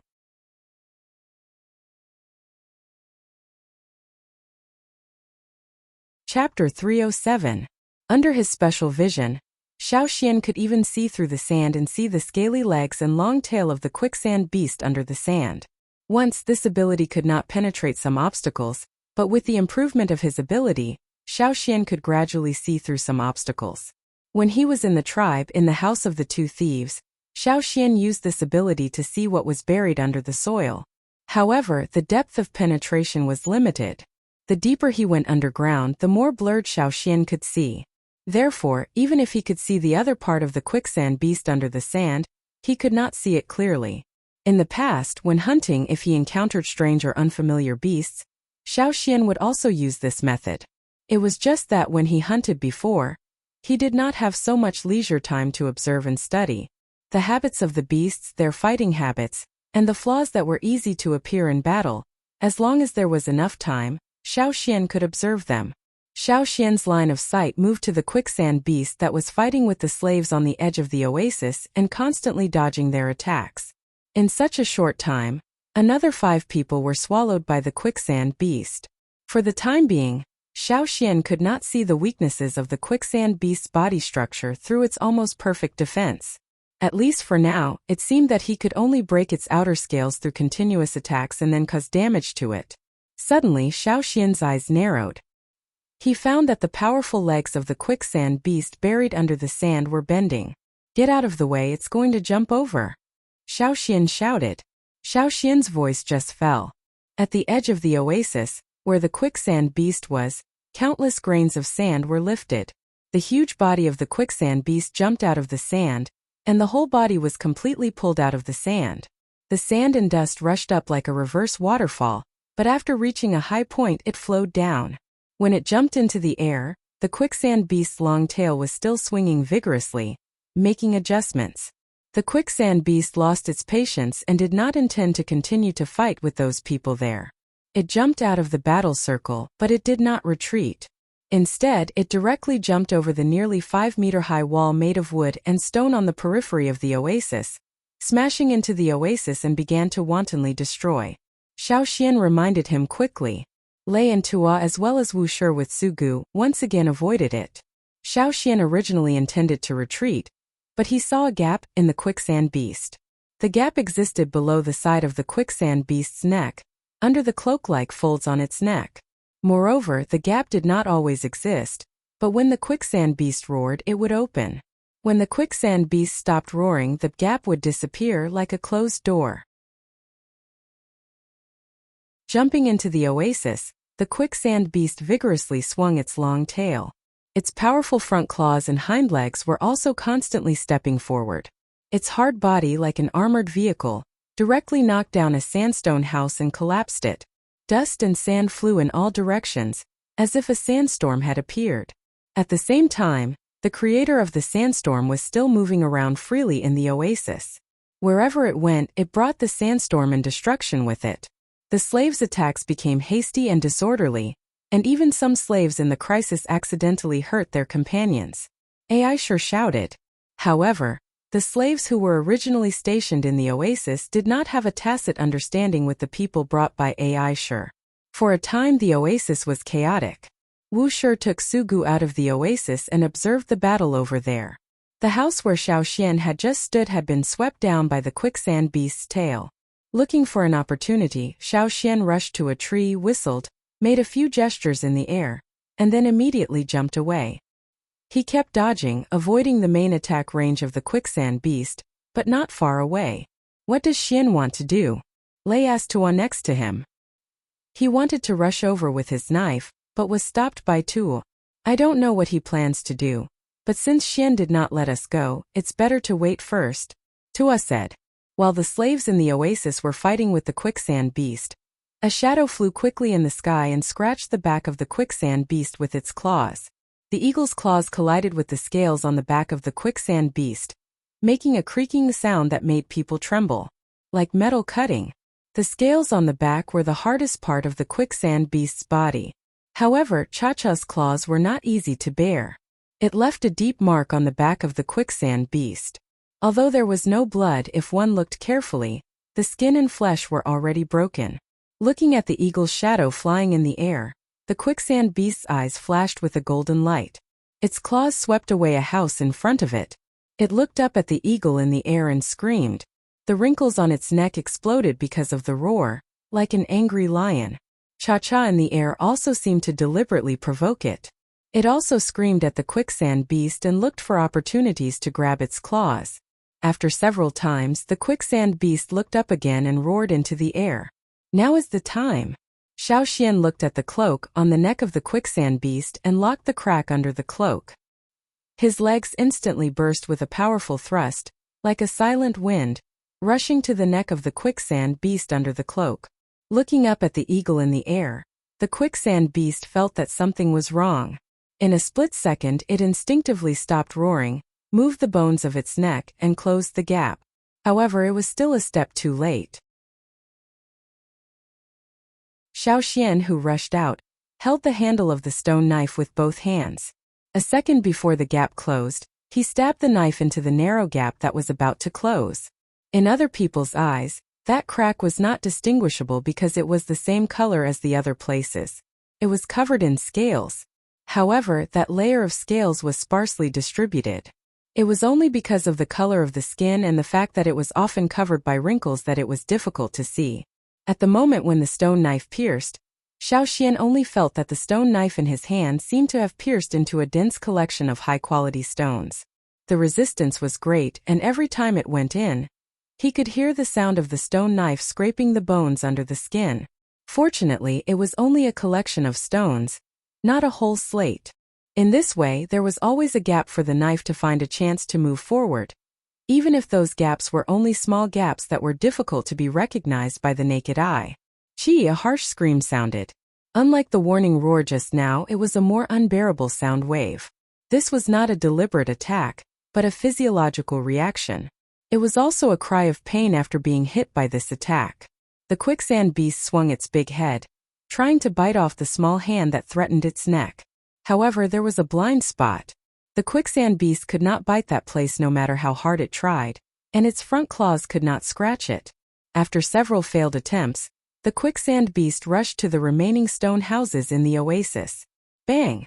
The remaining stone houses were knocked down one after another. Every time it hit, the quicksand beast deliberately slammed its neck into those stone houses. Xiaoxian, who had stabbed the knife into the neck of the quicksand beast, grabbed the handle of the knife with one hand and clasped the scales of the quicksand beast with the other to prevent himself from falling. The quicksand beast's self-harming way of slamming into houses did indeed bring a lot of trouble to Xiaoxian. His back collided with the stone and soil. Xiaoxian could even hear the sound of bones dislocating in his body. Fortunately, his physique was strong and he could temporarily withstand such pressure.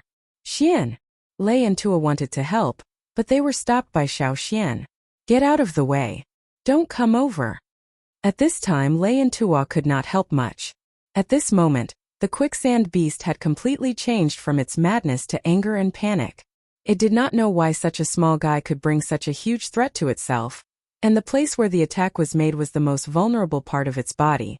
Hitting houses and trees, knocking down a large area in succession, it did not knock down Xiaoxian, but the quicksand beast itself screamed several times. Every time it screamed, Xiaoxian could send the knife in again. The quicksand beast would cry out because of the pain, and Xiaoxian would seize the opportunity to send the knife. The quicksand beast, who had no choice but to roll on the ground, wanted to drill into the ground to escape. Its head had just drilled halfway into the ground when its tail was grabbed by the eagle's claws and dragged back. Cha-Cha couldn't really catch this giant beast, but it was completely possible to create a certain obstruction for it. As soon as he saw that the quicksand beast wanted to drill into the ground, Cha-Cha grabbed its tail and dragged it in the opposite direction. Xiaoxian was pressed down by the neck folds of the quicksand beast, and it felt like a heavy object was whipping him. Looking at the stone knife that had sunk into the flesh, leaving only the handle, Xiaoxian retracted his arm and clenched his fist. The totem power gathered in his arm, and in his veins the blood seemed to be squeezed. Xiaoxian could even hear the bursting sound of the bones and muscles in his arm because of the flow of the totem power. The blue veins bulged and burst. His fist was aimed at the bottom of the hilt where the quicksand beast's roar had once again opened a slit.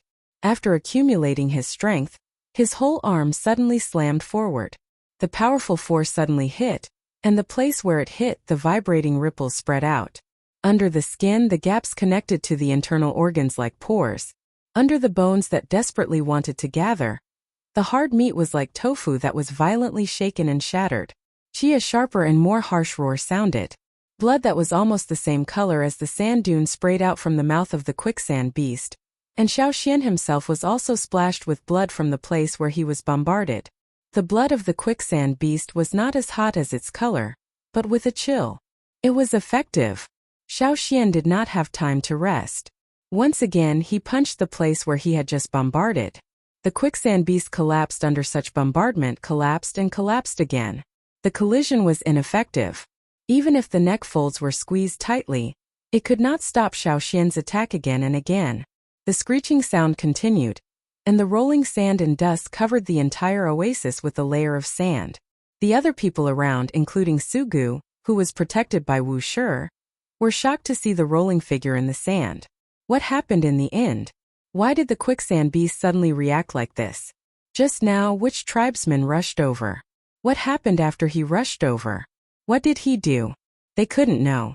Just looking at the huge figure that was screaming and rolling, the slaves who had just been fighting with the quicksand beast could not help but swallow their saliva. What the hell was going on?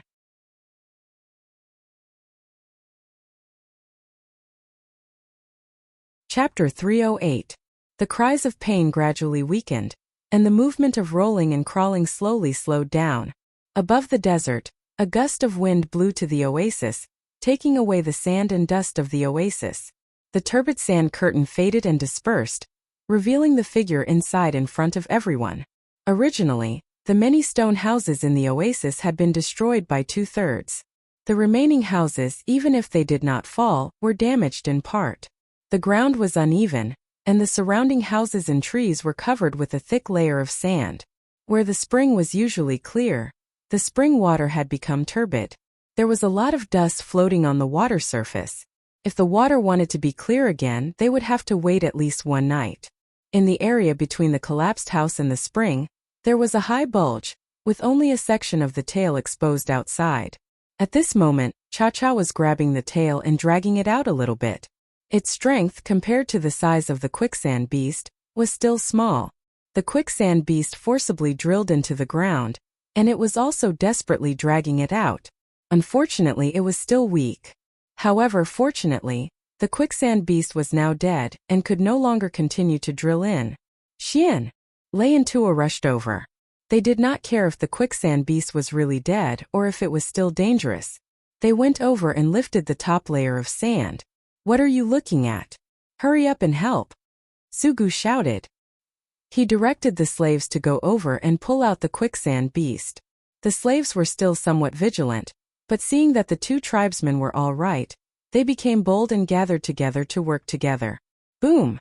A figure broke out of the sand under the sand, scaring the slaves who were pulling. Their hands loosened and they fell to the ground. However, after seeing that it was a person who came out, they relaxed. Xian, are you okay? Lei and Tua went over and pulled Xiao Xian out. Cough! Xiao Xian cleared the sand in his mouth and in his ears and nose. He took a deep breath and said, "It's okay, just a few broken bones." Such an injury was not too serious for Xiao Xian. A day's rest would be a lot better. After checking Xiao Xian's injury, Lei and Tua were relieved and went to pull the quicksand beast out of the sand. Looking at the motionless quicksand beast that was completely pulled out, the slaves looked at each other, seemingly unable to believe it. Dead? Is he really dead? How did he die? What's going on? The slaves were puzzled and glanced at Xiao Xian. They looked at Xiao Xian with fear in their eyes. Ha! Ha ha ha ha! Sugu looked at the dead quicksand beast and laughed out loud. Seeing that the slaves who had led the quicksand beast were approaching, the smile on his face instantly changed. He coldly said, "Why do you want to grab the prey? It was Yanjiao that killed him, not you." According to the rules here, Yanjiao's people cooperated with Sugu. Naturally, part of the results obtained could also be attributed to Sugu. Sugu could completely say that this was his thing. But, third young master. The slaves still wanted to argue, but they looked at the huge quicksand beast on the ground with an unwilling expression. They wanted to say that this was not all the credit of the Yanjiao people. With just 2 or 3 people, what could they do? Wasn't it all the work of the people stationed in the oasis? Most of the injuries on the quicksand beast were caused by these slaves. What did it have to do with the Yanjiao people? At most, the Yanjiao people encountered an opportunity. When the quicksand beast was not good enough, they added a bit of strength. How could this dead quicksand beast be regarded as the third young master's thing? Go to the side. Sugu shouted, raising his hand to point to the slaves. You didn't mention it. You failed to catch the quicksand beast, but you actually led the quicksand beast to the oasis. You see what you have done to the oasis. The number of guards on this side of the oasis was indeed a lot, but today, because of Aisha, not long before the quicksand beast came, nearly 2/3 of the guards were sent to several places near the oasis to patrol and search for suspicious people. So when the quicksand beast rushed over, those who were sent out did not come back in time to help. By the time they arrived, the quicksand beast was already rolling around and digging the ground because of Xiao Xian, making a haze of sand in the oasis. The slaves who heard the call for help and rushed back, looked at the slaves' eyes and suddenly became unkind. They actually dared to lead the quicksand beast here. What was even more unfortunate was that today, when most of the people went out to search and then looked at the destroyed oasis, if the king knew, he would definitely go crazy.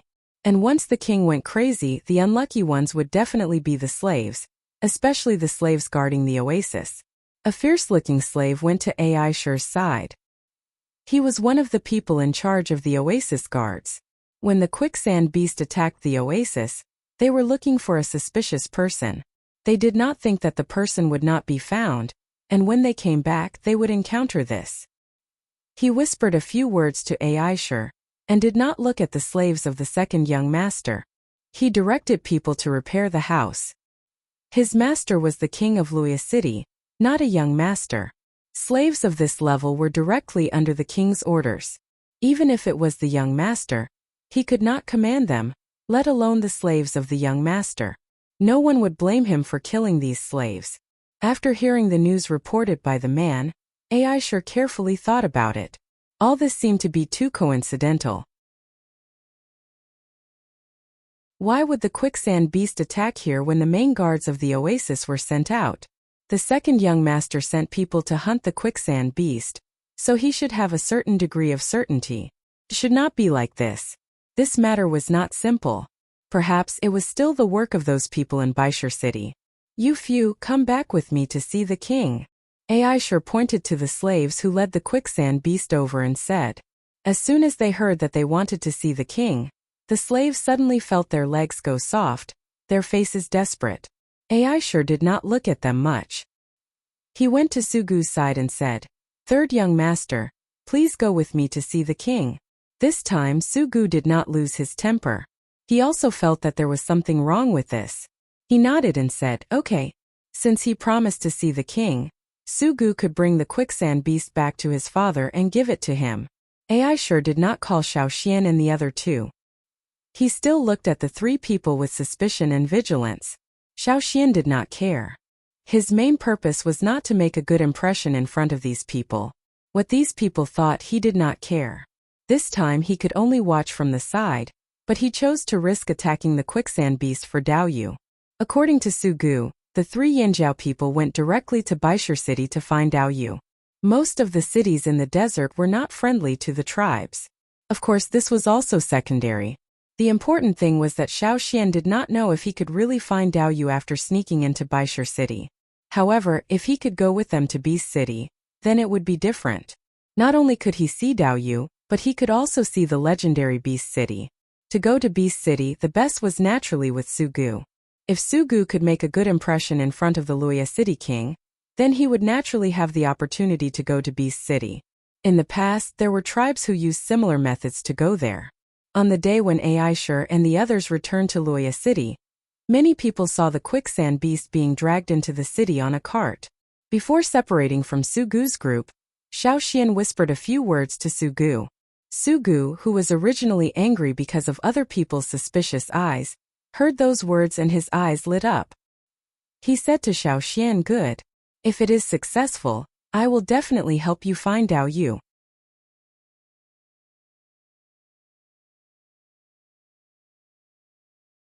Chapter 309. What kind of person was the king of Luya City? Xiaoxian had not seen him since he came to Luya City. He rarely learned more from other people. What he knew was what everyone knew. Before Xiaoxian separated from Sugu, what he said to him was actually the weakness of the quicksand beast. The Yanjiao people lived in the ferocious beast mountain forest, which Sugu knew. He also felt that the reason why Xiaoxian could say the weakness of the quicksand beast was probably because he often came into contact with the beast. As for Xiaoxian, he did not have much doubt. Even if he did, he would not ask. The two sides were in a cooperative relationship, so as long as it was beneficial to everyone, it was fine. As for other secrets, what harm was there in not mentioning it? Sugu intended to give the quicksand beast as one of his birthday gifts to the Luya City king, plus the stone that Sugu liked very much. In Sugu's view, it was already a very good gift. However, in order to get more chips, Xiaoxian told Sugu about the weakness of the quicksand beast. This could also be sent as one of his birthday gifts, even more important than the quicksand beast. After all, the cost of killing a quicksand beast was too high. Knowing the weakness and then hunting it was different. The slave owners of Luya City already knew how to lure out a quicksand beast, and Xiaoxian's information could undoubtedly reduce the consumption to a large extent. As for whether the Luya City king would attribute the abnormality of the quicksand beast to Xiaoxian's group, Sugu had to solve it. After returning to his residence in the city, Xiaoxian carefully recalled the abnormality after the appearance of the quicksand beast. Based on his years of hunting experience, the quicksand beast seemed to have been angered. It was not necessarily the second young master's people, but someone else. Moreover, the timing was just right. It had a feeling of luring the tiger away from the mountain.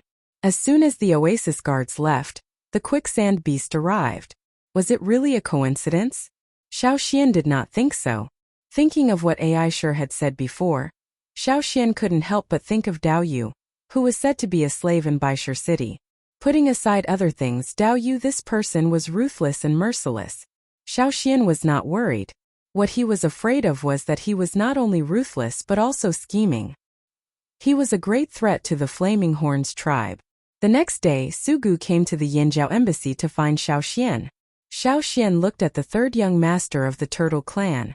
Although he looked tired and exhausted, his eyes were filled with joy. It seems that things are going well, Xiaoxian said. Yes. Sugu did not elaborate on what happened after entering the palace, but he told Xiaoxian that his second brother was criticized by the Luoya king. Several of the slaves who led the quicksand beast to the oasis were also executed. Sugu, however, was rewarded for his good gift. The benefits that were previously reduced were all made up for. Sugu proposed a group of slaves who had not recognized their masters, and the Luoya king agreed after being surprised. What is the reason for the quicksand beast's madness? Have you found out? Xiaoxian asked. I heard from the oasis guards who tracked the suspicious characters that it may be the Baishur people who did it.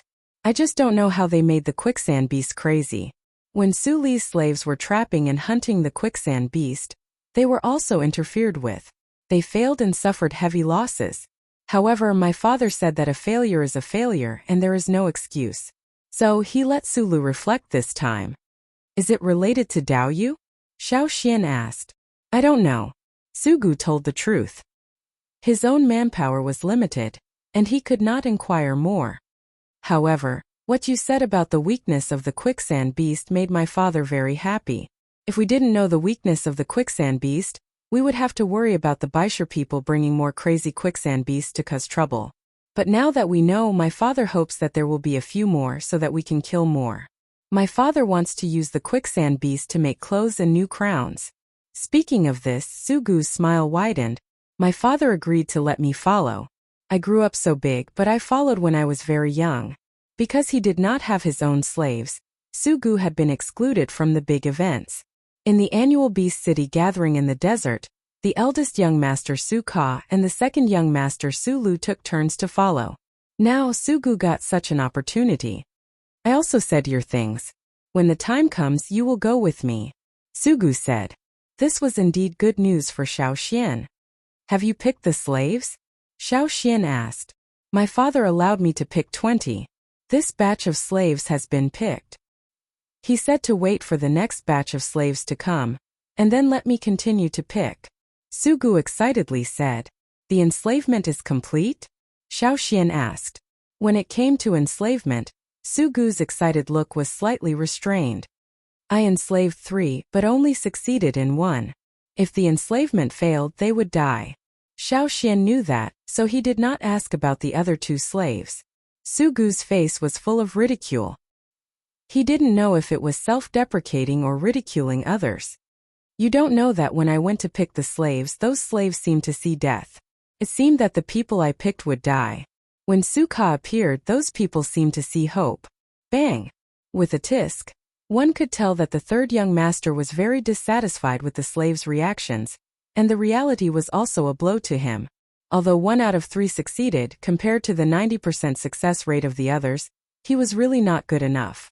I'll practice again. Sugu began to spontaneously mobilize the power in his body. The palm of his outstretched hand sprang up with a blue flame. Xiaoxian looked at Sugu, who had already entered the state of training. He did not disturb him, but observed the flame that appeared again in his mind. That was Sugu's flame. The boundary between red and blue in the flame was very clear. The 2 flames gathered together and intertwined with each other.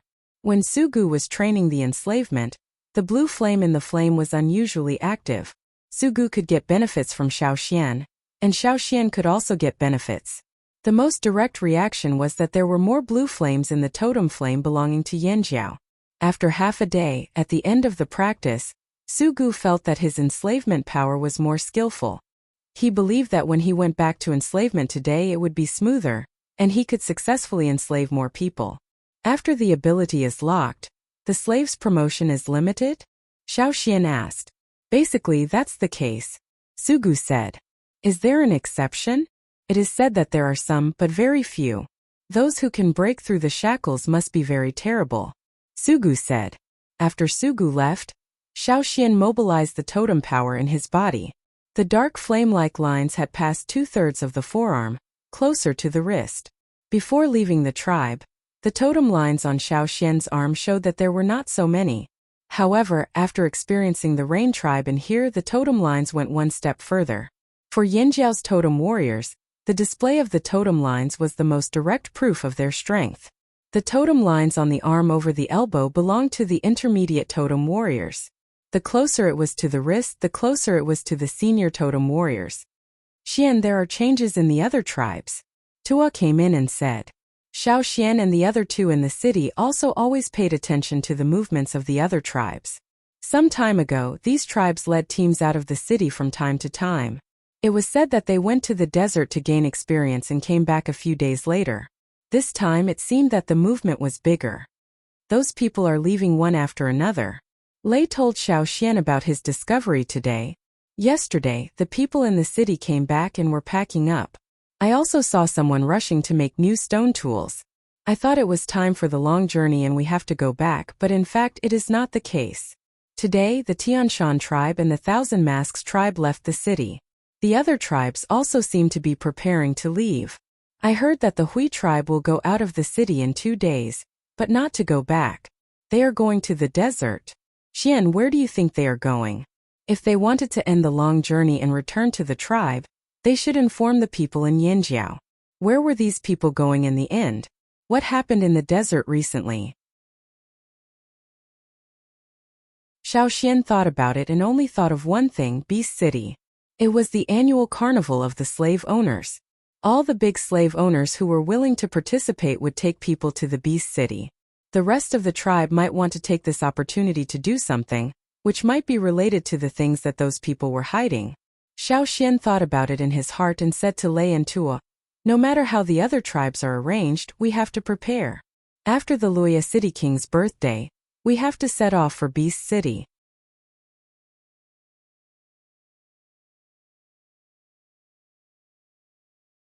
Chapter 310. The birthday of Luoya City's big slave owner. Luoya City King Su Luan was very lively. On that day, Xiaoxian did not go out of the house, because it would be more troublesome if he went out. On this day, the whole city celebrated. Even if they could not laugh, they had to laugh. Even if they could not celebrate, they had to bite the bullet to celebrate. The other slave owners in the city would be carried around the city, scattering things. Sometimes it was shell money and sometimes it was other things such as food. This was a gift from the king. The slaves who encountered these situations would gratefully kneel on the ground. Looking around, there was a large group of people kneeling. Xiaoxian did not want to stand out from the crowd. In the past few days, people in the tribal area left the city one after another. It seemed that the previous departure was really just training. This time, Xiaoxian could feel the dignified atmosphere from them. When they first came over, those young and frivolous warriors had now become a lot calmer, with more murderous aura in their behavior. Before they left, they did not say anything to the 3 people from Yanjiao. They only let Xiaoxian and the other 2 wait in the city. When they all came back, it was time to leave and return to the tribe. However, these people did not know that Xiaoxian and the other 2 would follow Sugu to Beast City. The 2 moons in the sky were getting closer and closer, beginning to change into a full moon. The desert at night had a layer of silver-white light. Standing at a high place and looking into the distance, one could often see the shadows of some nocturnal beasts in the desert outside the city. Lei and Tua walked into Xiaoxian's house and said, "Everything is ready. Tomorrow they would leave the city. Tonight they had to get everything ready and leave at any time tomorrow. These 3 cloth clothes were sent by Sugu's people today. You each take one." Xiaoxian pointed to the 3 long cloth coats next to him, still in the style of a hood. This was what Xiaoxian asked Sugu to find someone to make. The color of the cloth was dark and very low-key. However, the material was not the kind worn by the slaves, but Sugu's stock. Lei and Tua were seeing such clothes for the first time and felt very novel. By the way, Xian, what about that camel? Lei asked. If the camel was left in the city, Sugu could find someone to help look after it, but it was not safe. Who knew when someone would come out and slaughter the camel? Especially Sugu's second brother, who now looked at the eyes of the 3 people in Yanjiao, was not very good. It's going with us, Xiaoxian said. Then added it chose to go with us. Speaking of this, Xiaoxian also felt that it was funny. During the day he had asked Mud whether it would leave with them or stay here. Mud took a few steps forward, which meant that it was telling Xiaoxian that it chose to leave with him. The next day, early in the morning, the loud and clear sound of the bone horn resounded throughout the city. The city, which was usually quiet at this time, was now filled with the sounds of people running. Other than the human voices, there were also the roars of beasts. This morning was destined not to be quiet. When the sun came out, Xiaoxian and the other 2 took the camel and left with the people sent by Sugu. Outside, some slaves in leather armor had lined up and stood on the main road in the city. These people were different from the ordinary slaves in the city. They were all used to guard the army. A strange-looking beast was led out by the senior slaves. It opened its bloody mouth and roared at the others around it, as if it was going to rush over and bite them. Bang bang bang. Heavy footsteps sounded at the end of the road. A beast nearly 8 meters high came over. It looked a bit like a lizard, with a thick layer of cuticle covering its body with stripes. After a few steps it would reveal a forked tongue. Such a beast served as a sedan bearer, carrying the king of Lua City on its back. Behind the giant beast, there were several slave owners who followed. They were riding their own domesticated beasts, but their size was much smaller than the king's. Sugu rode on a beast that looked like a hyena. He waved to Xiaoxian and the other 2, motioning them to follow.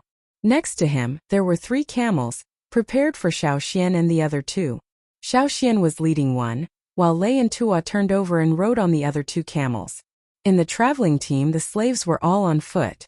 Only the slave owners could ride their beasts. Xiaoxian and the other 2 were special. They were not slaves, nor did they belong to the slave owners. However, they did not have to run like the slaves, so Sugu got 3 camels. Xiaoxian turned over and rode the camel. He felt the attention of a line of sight. He looked sideways and saw a young man with a calm face. The man looked similar to Xiaoxian, but at this moment, the cold light in his eyes crossed the surrounding crowd and fell straight on Xiaoxian. Sulu? The second young master of Luoya City? Also, because of the oasis, the second young master put all his resentment on Xiaoxian and the other 2. Originally, he should have followed the Luoya City king to the Beast City, but because of Sugu's treasure plus the oasis, he was ordered to defend the city with the eldest young master Su Ka. Naturally, his heart was not happy. Xiaoxian asked Sugu. After the Luoya City king left with the team, would the young masters in the city take the opportunity to seize the throne? Sugu's answer was, they did not dare.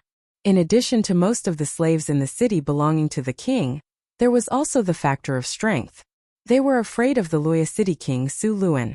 Before they had enough strength, they would not dare to usurp the throne.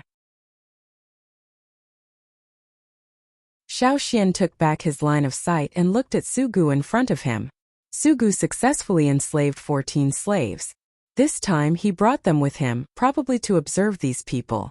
In addition to Wu Shi, who was still with him, Sugu brought a total of 15 slaves this time. A guard next to him had a ferocious face when facing the other slaves on the street. But when he turned around and looked at Sugu, the aloof expression on his face suddenly converged.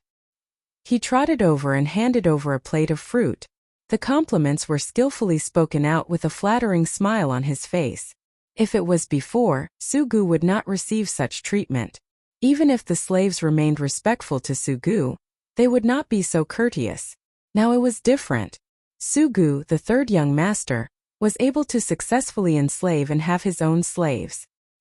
He was also taken by the king to the Beast City, so the other people's attitudes were naturally different. Sugu casually picked a fruit and looked at the city gate in front of him. He exhaled a long breath and stabilized his excited mood. After the king's team left the city, Sulu could no longer suppress his inner anger. He went back and smashed all the things in the house. However, the people in the city did not care so much. At least Sugu and Xiaoxian's mood was very good. Beast City was a little far from Luoya City. Speaking of Beast City, it was a relatively special place in the desert. Because although it was a desert, the weather was different from other places in the desert. It was much cooler than other places and the temperature was low. After all, the slave owners went to Beast City not to suffer, but to enjoy.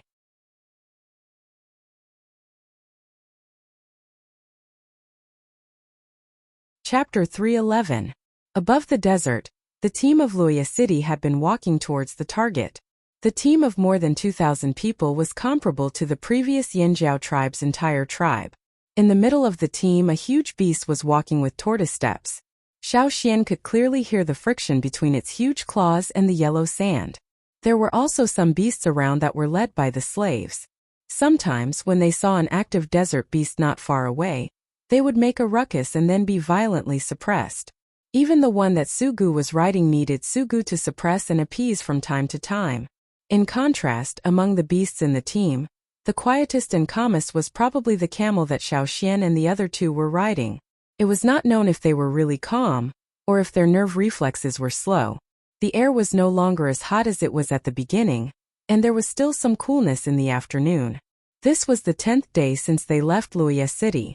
Among the slaves walking in the team, there were also some who couldn't bear it and fell down for various reasons. Basically, they couldn't get up after falling down. In the slave owners' team, there was a fixed rule. Those who fell down and could not get up in a short time would all be fed to the beasts. The tribe had never been so cruel. Even if Xiaoxian and the other two were not used to it at first, the days gradually passed and they became numb. This was the rule of the slave world. It was not known if those who died for various reasons would regret their original choice before they closed their eyes. "We're almost there," Sugu whispered to Xiaoxian and the other two. Over a tall old sand dune, they stood on the sand ridge and looked around. Between the yellow undulating sand, there were many white places which were snow. The wind that blew in his face was still cold and frothy. It's snowing here." Lei looked at the place in front of him in surprise. He thought that in such a place in such a season, even if the temperature was low, there would be no snow. After all, in his impression, the desert was a hot and dry place during the day. But now his impression was overturned. "What about the city? I only see the desert." Tua looked into the distance. Apart from the snowy desert, he saw nothing else. The beast city is still some distance from here, but it already belongs to the scope of the beast fighting desert. Sugu told the three of them what he knew.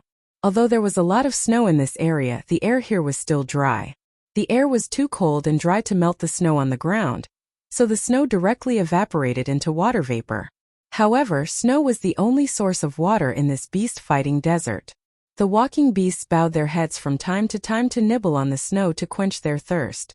They could open their stomachs to drink water, but they could not eat the snow.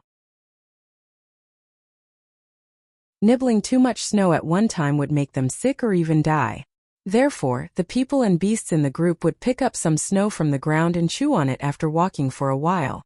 There was no shortage of water here, but it was too cold. Those with weak constitutions would not be able to withstand it. Some birds could be seen flying in the sky in the distance, but they were not wild birds. They were domesticated birds from other cities. They were probably scouting the surroundings to see which teams had arrived. Xiaoxian was listening to Sugu talk about the desert when he heard an eagle's cry in the air. "Only Cha-Cha. Someone is coming," Xiaoxian said. Sugu believed in Cha-Cha's judgment. Saying someone is coming here, it must be in the form of a large team. Which city? Sugu wondered. Next to him, Wuxia thought of something and his face changed. He walked a few steps and went around to the other side to face the team. "Third young master, be careful. They may be people from Baishur City," Wuxia said. Baishur City and Luoya City's walking routes and destinations were not the same, but if the routes of the two sides were compared, one would find that there was an intersection. At this moment they were just at the intersection. It was really a narrow road for enemies. The team was still moving forward at the original speed. The people of Luoya City would not avoid meeting old enemies. In that case they would be regarded as afraid. Where would the king's face go? Above the ridge in the distance there was a team's shadow. Roar! A beastly roar that sounded like muffled thunder came from that direction. Even from such a distance they could feel the impact of a heavy hammer. It's the Baishur King's riding beast, Sugu said. He still had some impression of that cry. The huge figure of the Luoya City King's riding beast finally appeared in everyone's sight. Similar to the team on the Luoya City side, there were many other beasts of different sizes around the king's riding beast. Some were pulled by the slaves for the beast city, while others were the slave owners' mounts. Xian. Tuan Lei looked at Xiao Xian.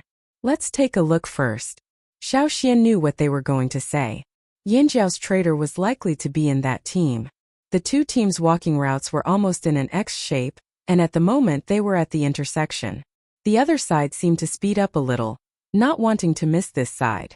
As the two sides got closer and closer, the fighting beasts on both sides seemed to have been injected with chicken blood.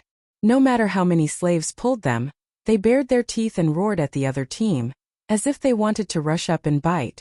As they got closer, both teams began to be alert. Xiao Xian saw that the slaves of Luoya City had picked up wooden and stone shields, and the archers were also ready. Was this a fight before entering the city? Xiao Xian motioned for Lei and Tua to pay attention. The slaves of Luoya City would protect the slave owners, but they would not care about the three of them. Roar! Another beast roared. Because this time it was closer, it was deafening and the impact was stronger. Roar! The Luoya City King's riding beast was not willing to fall behind and roared back. Whoosh! Whoosh! Whoosh! Almost at the same time from both teams hundreds of arrows were shot. Among them, there were also spears with greater impact. The senior slaves guarded the slave owners' sides, and the slaves of the slave owners also seized the opportunity to show their loyalty. The more dangerous the situation, the more opportunities there were. The newly enslaved slaves around Sugu were like this. They could not wait to squeeze in and block for Sugu. Wherever they saw an arrow, they would gather there. They were afraid that when the chaos was over, there would be no arrow on their wooden shields. There would be no trace left, which meant that they did not do their best. Because they all went to the slave owner's side, Xiao Xian's side immediately became empty. Xiao Xian supported himself with one hand on the camel's back. His body jumped from the camel's back and flipped over. His other hand waved the stone knife in his hand, picking up the arrows that were shot over. After picking up a round, Xiao Xian did not continue to stay on the camel's back. After landing, he blocked the arrows that were shot over. He did not like to use a shield, and in such a situation with such a degree of attack, using a shield would make him feel restrained. This was a habit that the Yanjiao people had developed. Holding the knife, Xiao Xian's eyes were cold. The stone knife that he quickly waved seemed to explode into a group of gray light. In an instant, everything around him was shrouded in it. Not a single arrow was shot in, and if people were involved they would undoubtedly suffer a bloody storm of blade killings. The camel behind Xiao Xian was still holding its neck high, calmly looking around. In its spare time, it was in the mood to lower its neck to turn over some snow on the ground.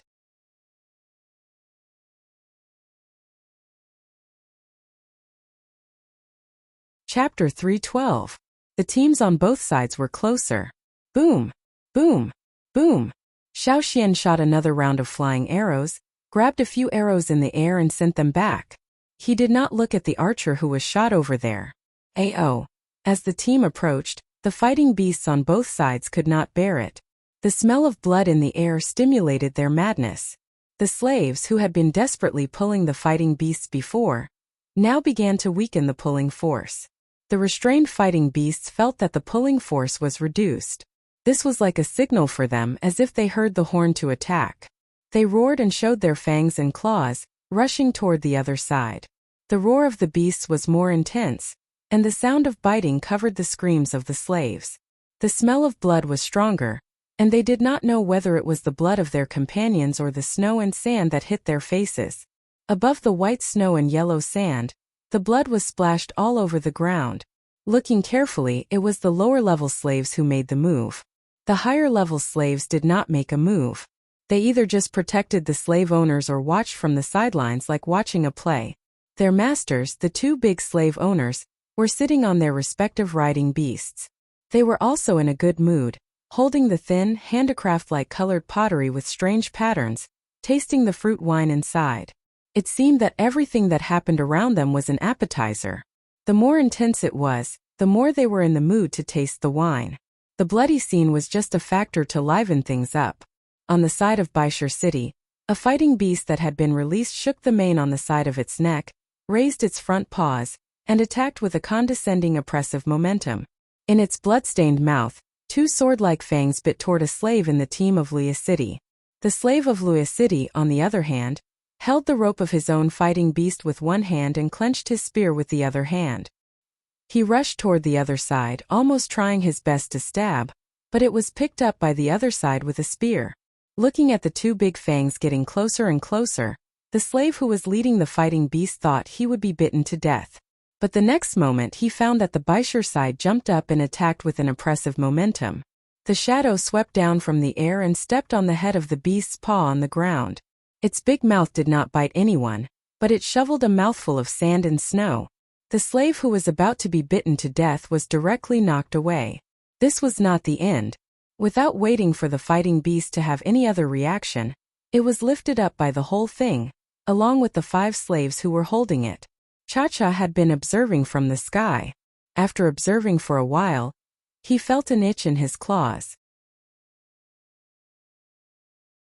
Taking advantage of the fact that the arrows and spears on both sides were almost used up, he quickly rushed over and clawed at them. The weight of the fighting beast did not exceed Cha-Cha's maximum bearing range. Although there were still 5 people, Cha-Cha did not intend to carry them all the time. After catching the beast, he threw both the people and the beast towards the Luya City King's riding beast. He threw them towards the huge riding beast's mouth. The confrontation between the two teams did not target the kings of the two sides, and no other attackers attacked the mounts of the kings. This seemed to be a tacit understanding. The contest between the kings would be held in the beast city, not in this desolate place where no one could witness it. At the moment, even if the huge riding beast was itching to watch the battle over there, it could only vent a few roars and could not bite the people and beasts of the other side. However, the Luya City King's riding beast did not expect that the eagle could bring him such benefits. The king's riding beasts on both sides would not easily join the battle circle, but for the prey that was sent to their mouths, how could they not bite? A moment ago, the fighting beast wanted to bite the slaves to death, but in the next moment, it became the food of this bigger riding beast. Because of Cha-Cha's disturbance, the several fighting beasts on the Baishur side obviously had some scruples. When attacking, they were distracted and looked at the sky, but this also led to their attack not being concentrated. Several fighting beasts on the Luya City side scratched and bitten more wounds. One of them was bitten on the neck and a lot of blood splashed out. It seemed that they could not hold on to the beast city. Even if they could not fight in their best state and would be disposed of. The outer battle between the two sides continued, and the teams did not stop. The kings on both sides were still in the mood to open the curtains and smile and greet each other from dozens of meters away. Xiaoxian once again picked up the arrows that were shot over. After a few arrows were thrown back, he looked at the other side and saw the people standing on the king's riding beast. The Whitestone City's riding beast was a ferocious beast that Xiaoxian had never seen before. Its body was not covered with ordinary scales, but more like pieces of stone. It had a thick and short tail with a large round ball. When it swung its tail, it was like a heavy hammer hitting the ground, causing snow and sand to fly into the air. On the riding beast, in addition to the king's palanquin, there were 3 people standing. Xiaoxian did not think that they were slave owners, but more like slaves guarding the king. And one of them had been staring at Xiaoxian's side. Xiaoxian looked back. It was a middle-aged man who looked very friendly. Unlike the other slaves who guarded the slave owners, he looked more peaceful. Seeing Xiaoxian look over, the other side also smiled at him, like a kind elder. In the eyes of others it might be a very kind and friendly smile, but Xiaoxian felt that this smile was full of killing intent. Dao Yu. Xiaoxian had never seen Dao Yu, but at this moment, He was inexplicably sure that this person was the one he was looking for. To be able to stand on a riding beast, his status was not ordinary. The other side glanced at Xiaoxian, Lei and Tuo, and then no longer stared at them. Instead, he looked at other places as if enjoying the scenery here. The riding beasts went in different directions, taking the team forward. The Baisher people almost rubbed the tail of the Luya team. After the collision, the two teams gradually separated and went away. The place where they had just crossed was only left with the wreckage. Some of the bodies were left there, and some were taken away to be fed to the beasts. Arrows and broken spears were inserted in the blood-stained ground, and it did not take long for a layer of white frost to form. When the team was far away, leaving only a vague shadow, the scavengers in the desert came out from all over the place. Birds, beasts, insects and so on all came to enjoy the meal. If another night passed, the broken limbs and wreckage here would be eaten clean. The wind covered the ground with snow, and there was no sign of a battle. Over there, Xiaoxian checked the camel to make sure that the mud was not injured before he turned over and rode on it. Lei and Tuo's situation was also good. Lei's camel was only grazed by an arrow and not shot. However, compared to Tuo and Xiaoxian, he was still a little worse. What happened? With your ability, you shouldn't have missed this arrow, Tuo asked. Lei rode on the camel and drank water from the kettle. His line of sight was taken back from the direction of the Baisher team. He said to Xiaoxian and Tuo, "At that time I felt someone staring at me and felt uncomfortable. Later I saw him smile at me. I really wanted to break his neck."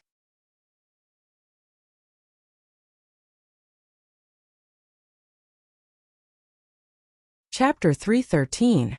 When they were told by Xiaoxian that the person who had been paying attention to them during the chaos might be the traitor of the Flaming Horns tribe, Lei and Tuo both thought that if at that time they had directly rushed over and killed the traitor, that would have been good. "No wonder I thought that man looked strange," Tuo said. "If I knew, I would have gone over and twisted his head off." Lei felt very regretful.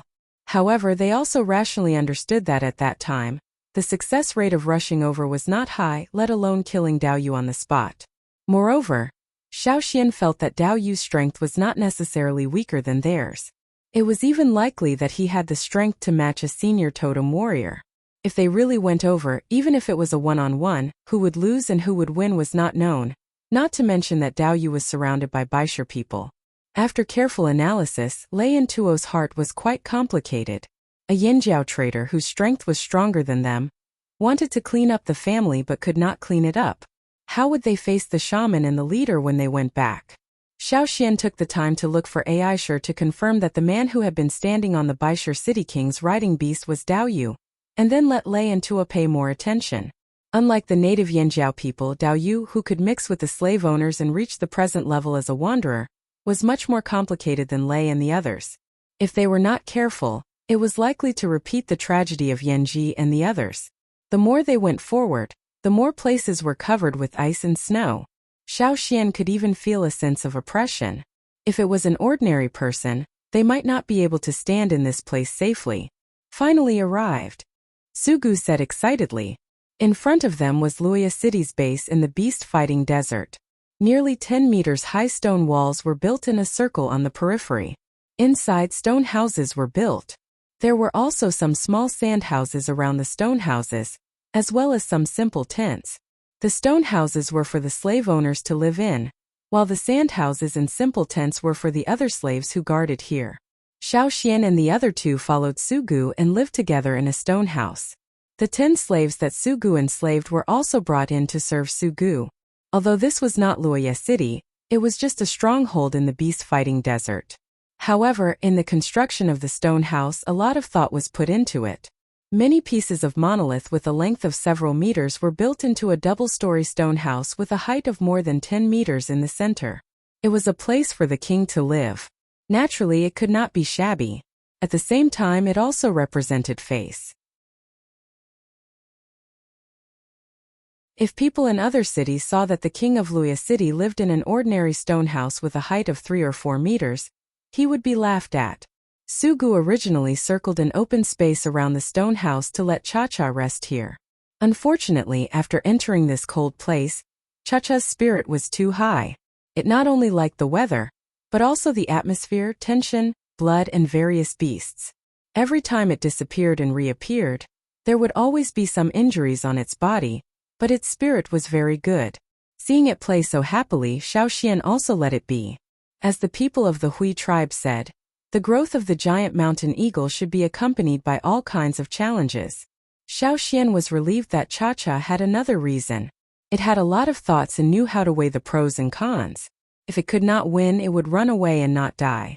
Xiaoxian and the other two's room was not far from Su Gu's. Because of the power of slavery, Su Gu trusted Xiaoxian quite a bit. As for how much of this trust was sincere, it was not certain. But at present, the cooperation between the two sides was smooth. What do you think? Su Gu asked Xiaoxian and the other two. Not bad, Xiaoxian said. Perhaps some people were not used to such a cold, but that did not include the native Yanjiao people. Su Gu looked at Xiaoxian and the other two, and determined that the three people really did not care about such a cold. Their condition was also good, so he happily said, "That's just right. Let's go out for a walk. I haven't been here for several years. I almost forgot what the Beast City looks like. I don't know how much has changed inside." For the memory of the Beast City, Su Gu's deepest impression was that it was full of primitive, violent, and bloody scenes where power determined everything. His heart was hot. When he heard that he could go to the slave owner's Beast City, Xiaoxian and the other two were also very excited. Seeing Lei and Tua looking at him expectantly, Xiaoxian nodded. Then thank you, third young master. Xiaoxian knew that with the identity of a tribal person, he could not enter the city. He still had to borrow Su Gu's identity. The Luoya king was not strict about Su Gu's whereabouts. In other words, he was more willing to see Su Gu contact the young masters of other cities, which was also a kind of interpersonal relationship and communication. With a few slaves, as well as a few high-level slave guards sent by the Luoya king, Su Gu rode a domesticated beast and went to the Beast City.